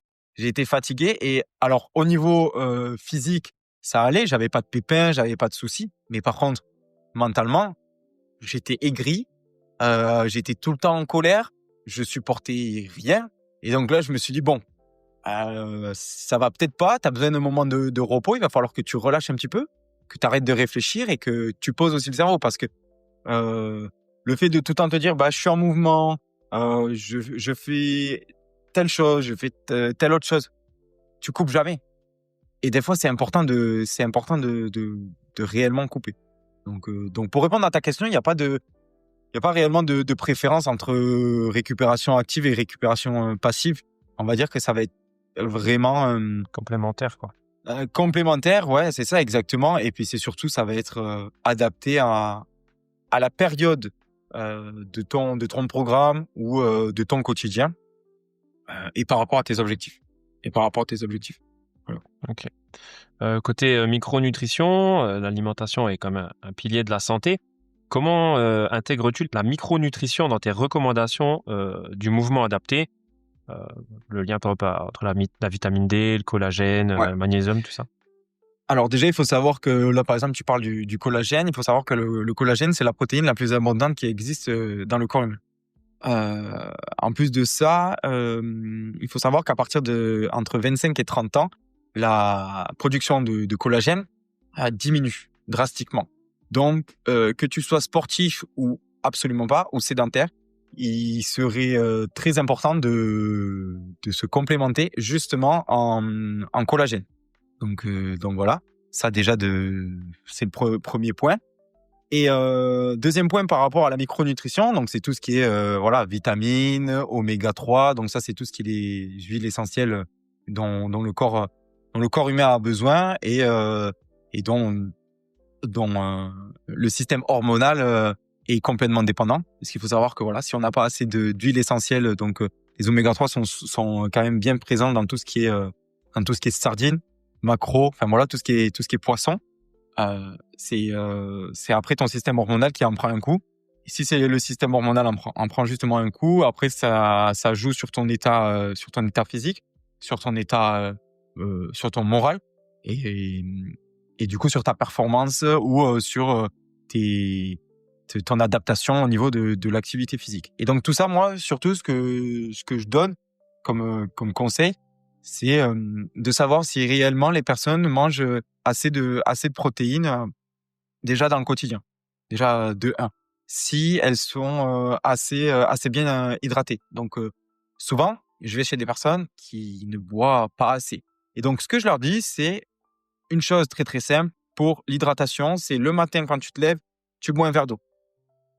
Avant chaque repas, tu bois un verre d'eau. Déjà, ça fait 3 grands verres d'eau en plus. Donc, il faut savoir que le corps humain est quand même composé au minimum à 70% d'eau. Donc, c'est très, très, très, très important. Et puis, même pour tout le fonctionnement du corps humain, je pense que c'est essentiel.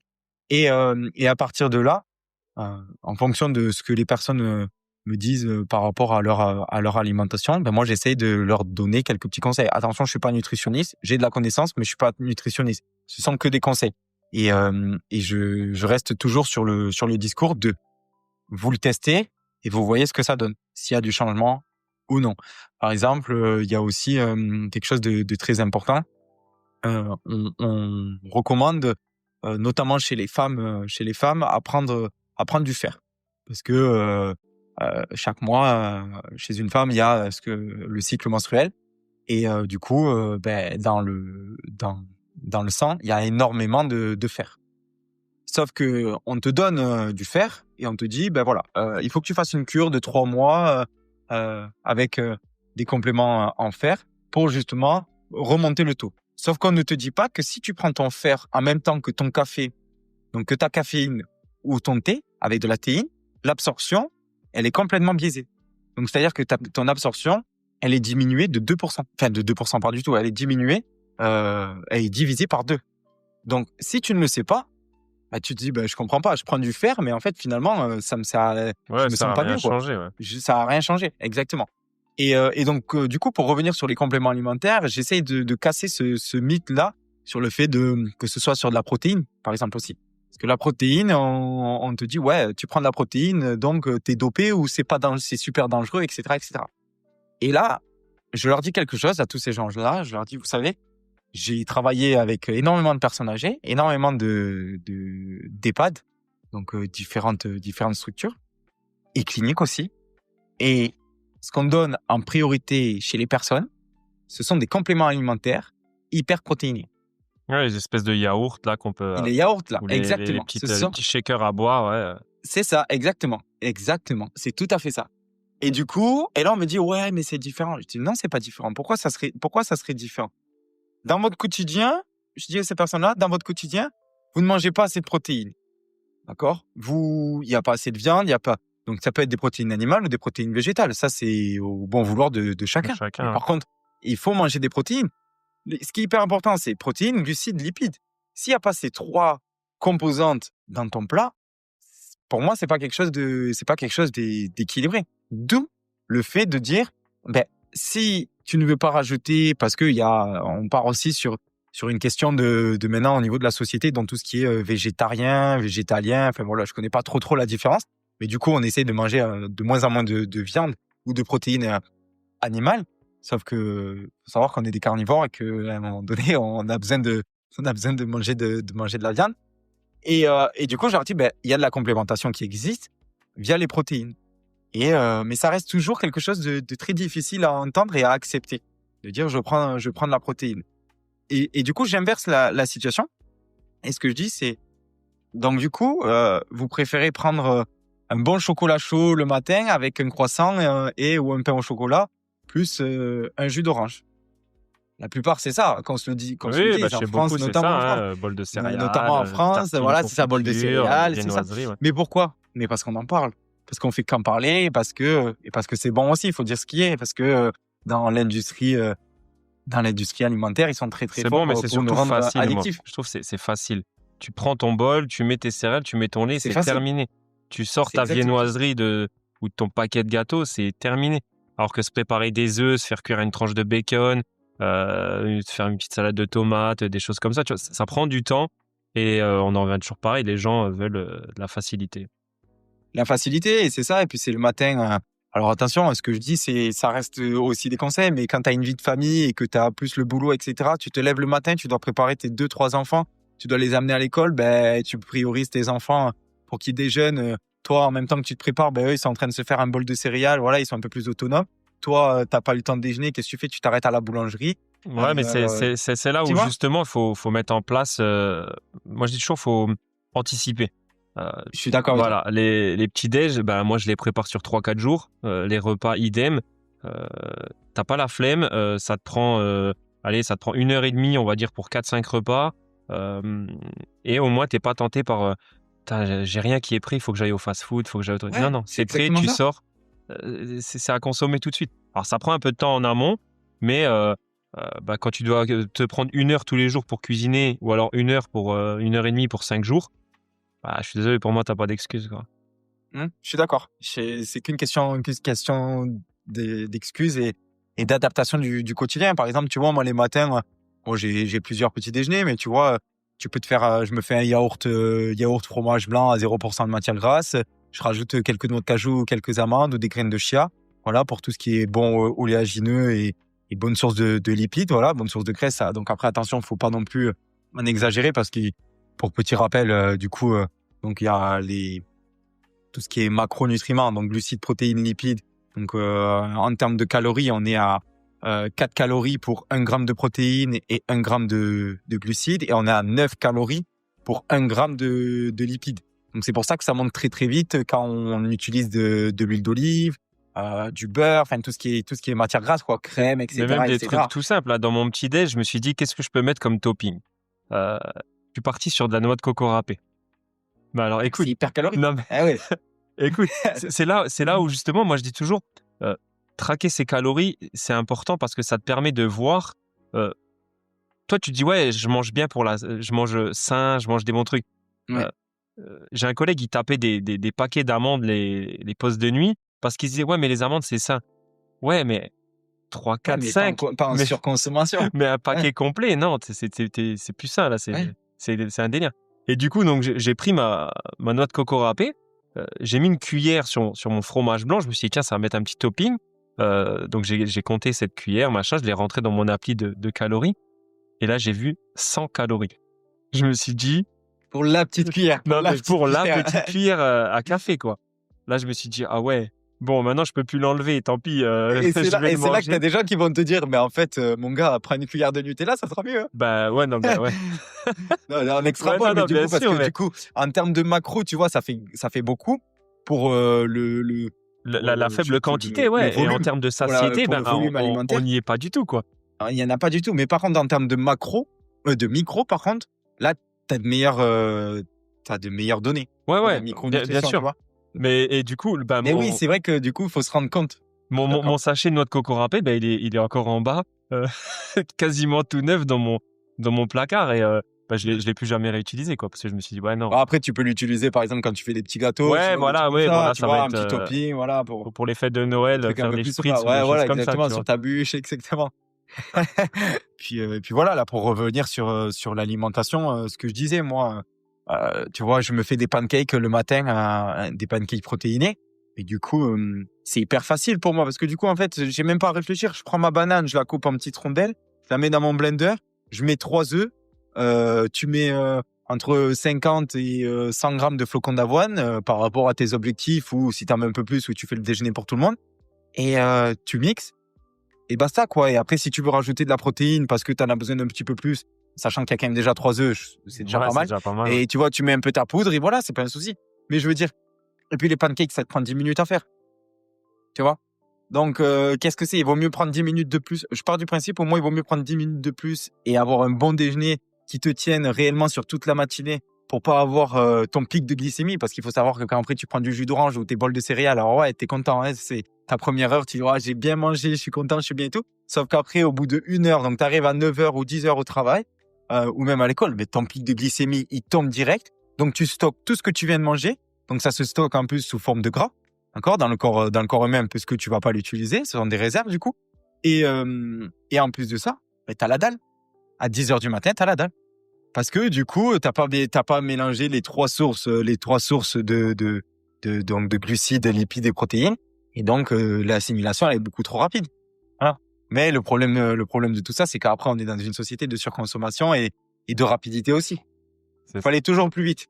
Mais ouais, comme on dit, c'est vraiment anticiper. Si tu arrives à préparer en avance, en vrai, c'est un vrai game changer. Il y a pas à dire. Oui, clairement. Il y a pas à dire. Hein. Moi, je vois des gens, ils cuisinent tous les jours. Ouah, flemme. Vraiment, flemme de cuisiner tous les jours. J'adore cuisiner. Hein. Mais ce qu'il y a, c'est que t'as des tentations. C'est ça, tu te laisses pas le choix en fait. Quand tu cuisines avant, par exemple, tu te laisses pas le choix. C'est ça. Tout est fait. Et puis en plus, bon voilà, moi je pèse et tout. Donc tout est prêt vraiment par rapport à mes besoins. Il y a pas de, tu laisses rien au hasard, on va dire. Ouais, bien sûr. Et c'est là où moi j'ai pesé pendant un certain temps, mais là maintenant je pèse plus parce que du coup j'ai quand même la connaissance, tu vois, sur le blanc de poulet, enfin sur les trucs basiques, tu vois. Un tips tout bête aussi. Par exemple, mes lentilles, maintenant, je les mange je mange mes lentilles avec l'eau mélangée parce que les lentilles, ce sont des protéines semi-complètes. et végétale, semi-complète. Mais donc, pour qu'il y ait une meilleure assimilation des protéines semi-complètes, il faut qu'elles soient absorbées, Manger avec des mélangées glucides. surtout, avec une bonne source de glucides, donc le riz. Alors voilà, tu vois. Mais c'est plein de petits trucs, mais si tu le sais pas, Oui, si tu tu dis, ouais, mais sais. c'est bon, je mange des lentilles, c'est bon, j'ai la bonne protéine. Ouais, mais sur 100 grammes de protéines, t'en as que 50 qui sont assimilées, voire 30, parce que elles sont pas mélangées avec une autre source, du coup, pour te permettre d'avoir une meilleure absorption. Sinon, Voilà. mangez des protéines animales et puis vous n'aurez pas de problème. Voilà. Non, on plaisante. On va se faire des ennemis, là. Non, on plaisante. Chacun, Chacun sa source de chacun mange. protéines favori. Ouais. Ouais, voilà, c'est exactement ça. Mais l'essentiel, je pense que c'est de trouver réellement l'équilibre et d'essayer de pourquoi pas, sur une journée ou 2, 3 jours, essayer de mesurer un petit peu ce qu'on mange pour se rendre compte réellement. Ton exemple avec la coco râpée est parlant, quoi. Ça parle de lui-même, quoi. Donc, Oui, parce qu'il y en a, ils vont te non, je dire, pense ouais, que ça peut être. je maigris pas ou etc. Je comprends pas pourquoi. Et ils vont pas penser à cette cuillère de noix de coco râpée, parce que Ouais, c'est vrai que c'est tout à fait. futile, ça représente que dalle, ça représente une cuillère. Mais le problème qu'il y a, c'est que si tu as l'habitude d'en mettre, par exemple, dans tous tes repas, ça te fait déjà 300 calories. Pas inutile, mais on va dire futile Ouais. au niveau vraiment volume alimentaire, quoi. Ça te présente 30 grammes sur ta journée, alors que 30 grammes, voilà, c'est 3 fraises, tu vois. Donc, Ouais, c'est ça. ça représente que dalle, quoi. Ouais, mais c'est ça, tout à fait ça. Je suis tellement d'accord. Euh, j'ai encore tellement de questions, mais on va pas tous les faire. Euh, Si tu devais donner 3 habitudes simples à mettre en place vraiment dès maintenant pour garantir une bonne longévité, ce serait quoi? Moi, c'est marcher tous les jours, Ouais. entretenir la force et le renforcement musculaire. Donc, tu fais ton café, ton thé, ou je sais pas, avant de t'asseoir dans ton canapé, regarder ta série, tu fais 2 minutes de assis debout. Voilà. Et des exercices tout simples. Et après, avoir une bonne récupération, donc un bon sommeil. On n'a pas beaucoup parlé du sommeil, mais c'est hyper important le sommeil. Donc, avoir entre 7 et 9 heures maximum de nuit, enfin de sommeil.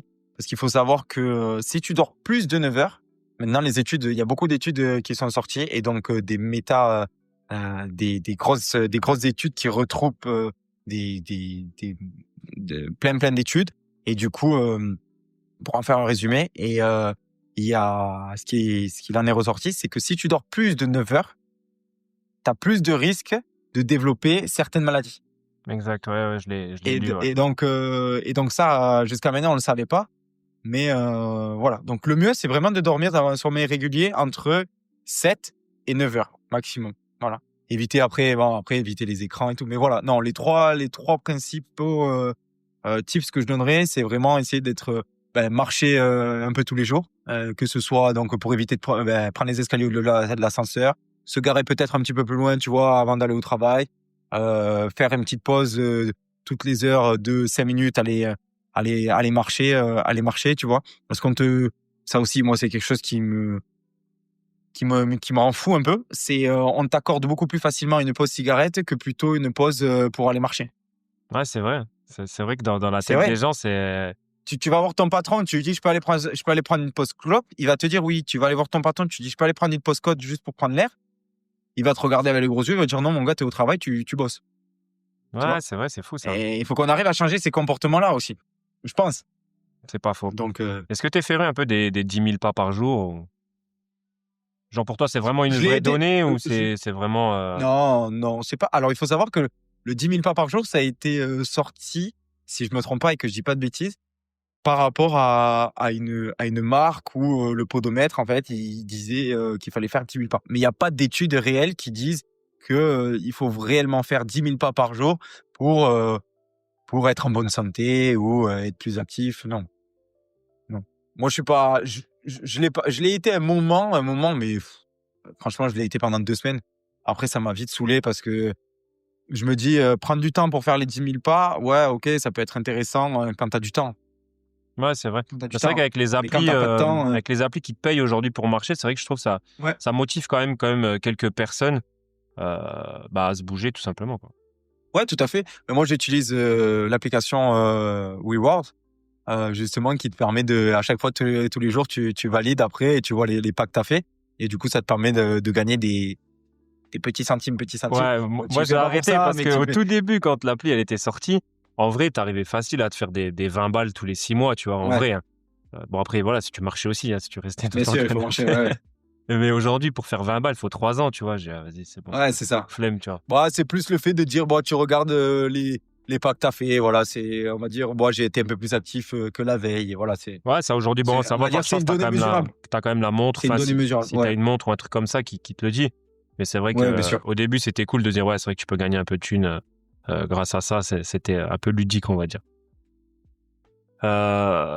Ok, bon, écoute, j'ai fait un peu le tour vraiment des gros trucs. Pour le sommeil, je vais avoir un médecin bientôt, justement, pour faire un podcast sur le sommeil, parce que c'est très intéressant. Puis comme je te dis, moi qui travaille justement les nuits, tout ça. Ouais, c'est vrai que toi, tu dois avoir un cycle circadien quand même complètement Ouais, déphasé. Moi, je suis déphasé total. Ah ouais, déphasé là. Ah ouais. Là, j'étais au lit ce matin à 7h, je me suis levé à midi, et encore, c'est une bonne nuit de sommeil, on va dire. Ouais, des fois, à 11h, je suis déjà réveillé. Mais du coup, ça serait bien, tu vois, par exemple, on parlait des compléments alimentaires.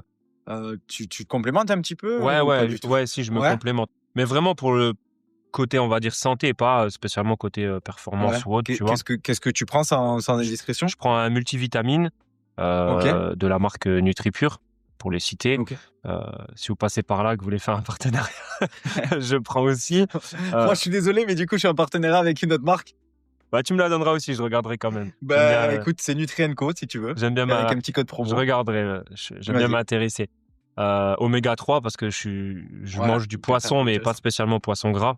Donc c'est vrai que j'aime bien pour vraiment le côté parce qu'on a beaucoup d'oméga 9, mais pas assez d'oméga 3, donc vraiment pour équilibrer un peu tout ça. Et après collagène et magnésium. Collagène, je prends le café au collagène de chez la marque Bulk. Je sais pas si tu connais.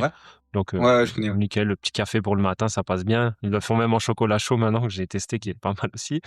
Et après, je prends la chondroïtine en cachet. Donc voilà, je prends juste ça, pas de trucs. Vraiment, c'est vraiment orienté santé, tu vois. C'est pas orienté performance ou ouais, c'est focus sur le bien-être général. Ouais, voilà, exactement. Voilà, ouais, bien sûr. Exactement. Bien sûr. Et le multivitamine, tu vois, je l'ai pris chez NutriPure parce que c'est bon, déjà c'est une marque qui est française, donc c'est cool, je trouve. Et puis de deux, ça a vraiment été dosé un peu au mieux, quoi, on va dire. Des fois, tu prends des trucs, tu as de la vitamine C, genre à 3000% de tes besoins. Enfin, je trouve ça genre, enfin voilà, t'as pas besoin de 3000. Ouais, c'est aberrant. T'as besoin de 3000% de vitamine C, tu vois. Et surtout qu'à mon avis, ton corps, il l'assimile même pas. Tu dois le pisser ou autre, tu vois, pour l'éliminer. Donc, enfin bon. Ok, écoute, intéressant. On a fait le tour des questions. J'ai juste les petites questions de fin que je pose toujours, que je t'ai pas envoyé en amont. Juste pour voir un petit peu ce que tu vas répondre. Ouais, bien sûr.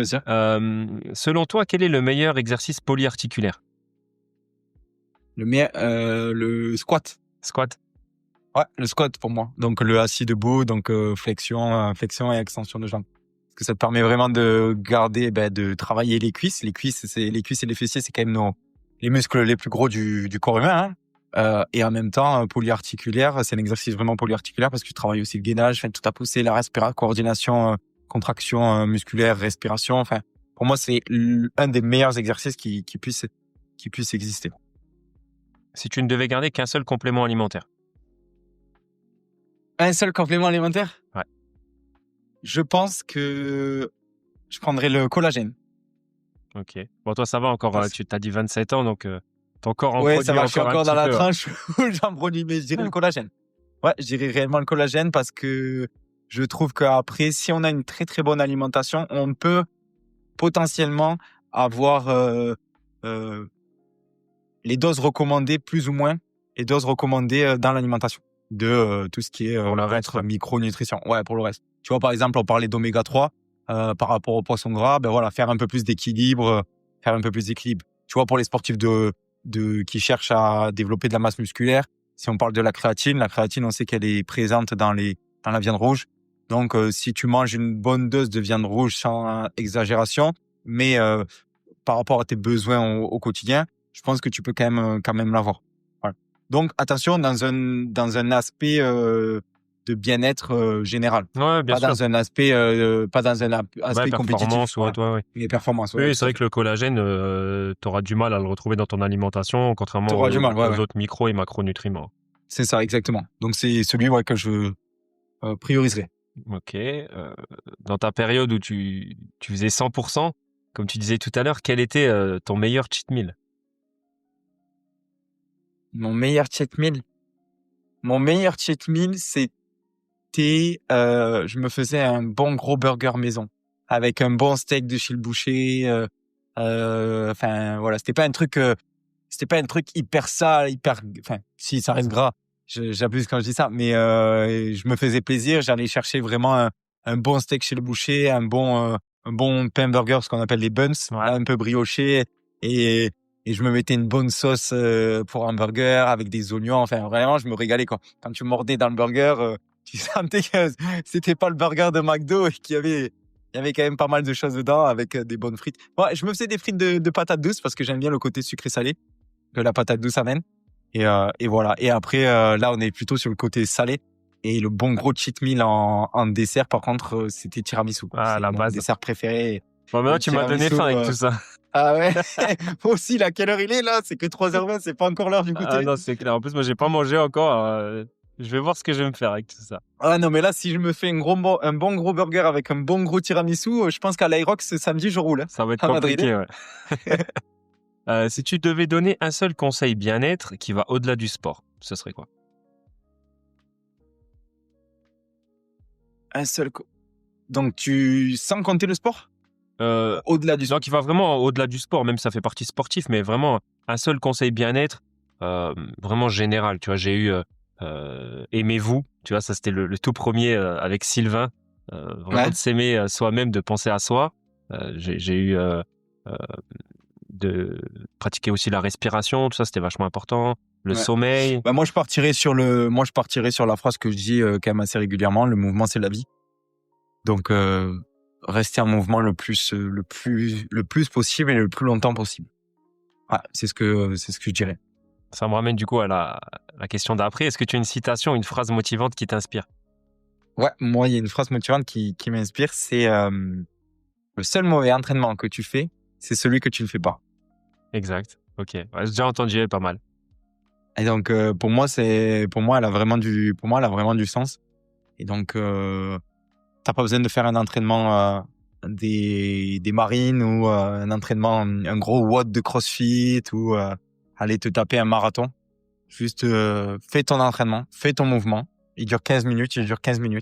Mais au moins, tu l'auras fait. Ouais, tant que tu bouges, c'est le principal, quoi. C'est ça. Donc, en fait, c'est vraiment, les deux phrases sont vraiment liées, quoi. Toujours, le mouvement, c'est la vie et rester en mouvement le plus longtemps possible et faire ton entraînement. Que donnerais-tu comme conseil au toi d'il y a 10 ans? Au mois d'il y a 10 ans, crois en toi, crois au destin et surtout fais ce que tu as envie de faire parce que la vie elle est trop courte et que tu ne sais pas ce qui peut arriver le lendemain. Vraiment. Et du coup, je finirai vraiment sur le fait de vivre ta vie. Ouais, vivre sa vie, je pense que c'est le plus important et d'arrêter d'écouter les bruits tout autour de nous et qu'à un moment donné, quoi que tu fasses, tu seras critiqué. Quoi que tu fasses, on aura quelque chose à dire sur toi. Je vais prendre un exemple d'une histoire, d'une histoire que j'aime bien raconter. C'est par exemple un mari qui est avec son cheval et et sa femme. D'accord? Donc il monte lui sur le cheval et il laisse sa femme marcher au sol. Il se fera critiquer par d'autres personnes en disant ouais, regarde-le, ce macho là, lui il monte sur le cheval et en plus de ça il laisse sa femme au sol marcher. Il fait l'inverse. Donc sa femme monte sur le cheval et lui il reste au sol et donc il tient le cheval et il marche à côté du cheval. Et là on va lui dire ouais, regarde-le, lui en gros il se fait marcher dessus par sa femme, c'est elle qui porte la culotte. D'accord? Il monte lui sur le cheval tout seul, sans sa femme, on va lui dire ouais, il a pas honte, il monte sur le cheval, en gros, il a pas de, comment dire, il respecte pas les animaux, voilà. Enfin, je pense que t'as compris Ouais, il y aura le toujours message. quelqu'un pour Il y aura critiquer toujours ce que quelqu'un tu fais. pour critiquer ou pour parler de ce que tu es réellement en train de faire. Donc, en fait, moi, je pars du principe où, en fait, laisse parler les gens et laisse-les parler et critiquer ce que tu es en train de faire, en fait. Ouais, fais ce qui te plaît. C'est exactement ce que Fais ce j'ai qui te donné plaît comme et laisse-les conseil parler. à des amis parce qu'ils sont en train de préparer leur mariage. Et j'ai dit, mais faites ce qui vous fait kiffer, faites ce que vous avez envie. Ben ouais, C'est c'est votre ça. moment, c'est votre truc. Dans tous les cas, il y a des gens qui vont critiquer, même des fois des gens au plus proches de vous, malheureusement. T'es Mais proche, ouais, c'est ça. dans tous les cas, il y aura des gens qui vont critiquer le repas, l'ambiance, le lieu, le machin. Je vous en ai rien à foutre. Faites un truc qui vous fait kiffer à vous, que dans 10, 15, 20 ans, vous vous dites Tain, c'était bien, on a kiffé ça, on a Et kiffé ouais, ça. Tu te souviendras même plus que tonton Bernard, il a dit ouais, j'ai mangé ça, ça m'a c'est pas plu, ça. machin. Mais ce que tu te souviendras, c'est que voilà, le lieu t'a plu, ton repas t'a plu, l'ambiance, etc. Donc, fais vraiment ce qui te fait kiffer et voilà, comme tu dis, peu importe ce que les gens en diront, quoi. C'est exactement ça. Où te vois-tu dans 10 ans? Dans 10 ans, je me vois avec ma propre salle sport santé, avec pas mal de partenariats, que ce soit pour les enfants ou pour les personnes âgées, ou même pour les entreprises, justement pour les salariés, pour lutter contre tout ce qui est TMS, donc troubles musculo-squelettiques, et limiter les accidents de travail, en fait, et donc pour avoir une meilleure longévité même au travail. Et donc je me vois gérant de ma salle de vraiment accès sport santé, et avec pourquoi pas potentiellement le fait d'être intervenant dans différents STAPS en France, sur lequel pourrait aider beaucoup d'étudiants sur la problématique qui existe réellement en STAPS et sur le secteur APA, donc activité physique adaptée, qui est est-ce que je vais faire le master ou pas, est-ce que réellement ça va m'apporter quelque chose, et surtout est-ce que je peux créer facilement mon auto-entreprise en étant enseignant en activité physique adaptée. Donc là, c'est réellement dans les 10 ans, ouais, réellement dans lesquels je me vois. Ok. Est-ce que Si ça arrive avant, j'espère que ça arrivera avant. Ah bah je te le souhaite, Donc, hein, écoute. s'il y a des directeurs de STAPS qui m'entendent, C'est le podcast où on cherche des partenariats à fond. ouais, c'est ça. Non, Est-ce que tu as un projet perso ou pro en cours? non. Le projet perso là que j'ai en cours, c'est le développement, ce que je te disais auparavant, du projet activité physique et cours de danse avec les personnes âgées. Et ouais, moi le projet suit là ce que je viens de te dire par rapport aux 10 prochaines années. Essayer de trouver un bon petit local sur lequel je pourrais vraiment faire ma propre salle sport santé, qui sera ouvert à énormément de public, quel qu'il soit, dans lequel je pourrais avoir énormément de stagiaires aussi. Ça, j'aimerais bien développer le fait d'être un local et une entreprise vraiment affiliée avec différents STAPS de France, pour recevoir pas mal de stagiaires et montrer un nouvel aspect de l'activité physique adaptée qui, pour moi, me semble important. Ouais, puis ça te permettrait de découvrir vraiment le métier Exactement. avant de se lancer, quoi. Tout à fait. Et puis du coup, bah, tu as l'Aerox aussi, donc là, qui est dans 2 jours. C'est ça. Et là, dans 2 jours, j'ai l'Aerox. Donc voilà, c'est ça, tu as tout compris. Je pars demain pour Madrid. Et écoute, on verra bien. Hein. Bah écoute, on suivra le temps que tu as fait. Allez, ok. Ça met un peu la pression, mais c'est ok. Et dernière question, est-ce que tu as une recommandation de personne pour un futur podcast? Bah alors moi, ce que je te dirais, oui, j'en ai une, mais du coup, moi j'en ai une. Celui que j'aime beaucoup, c'est Major Mouvement.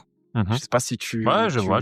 qui c'est. Ouais. Moi, j'aimerais bien encore entendre et que tu lui poses pas mal de questions, parce que j'ai bien aimé aussi toutes les questions que tu poses, et c'est bien aussi d'avoir du coup ce genre d'échange, et c'est quand même assez agréable de le faire avec toi. Ou alors, si je peux t'en donner une deuxième, du coup, Bien sûr. monsieur Alain Gustave.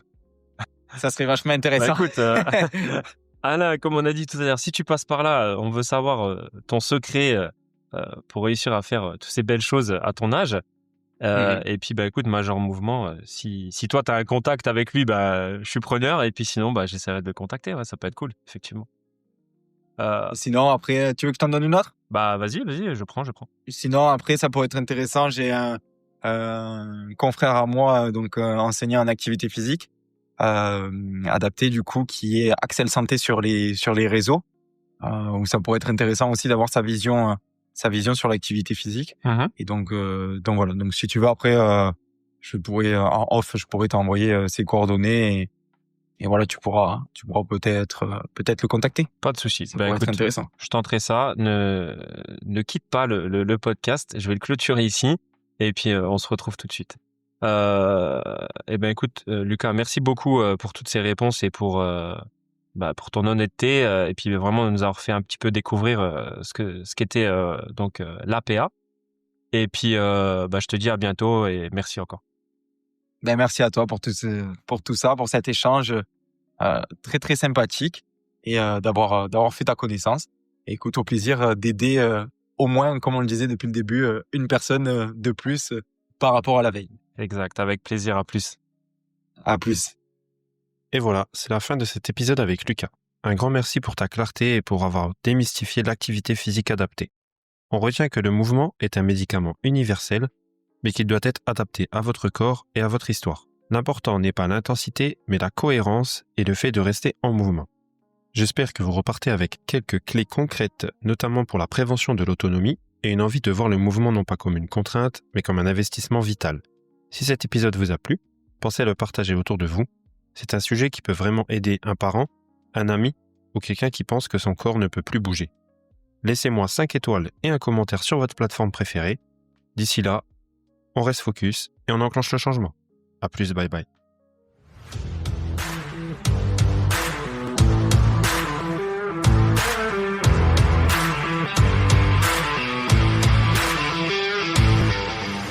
Focus Podcast.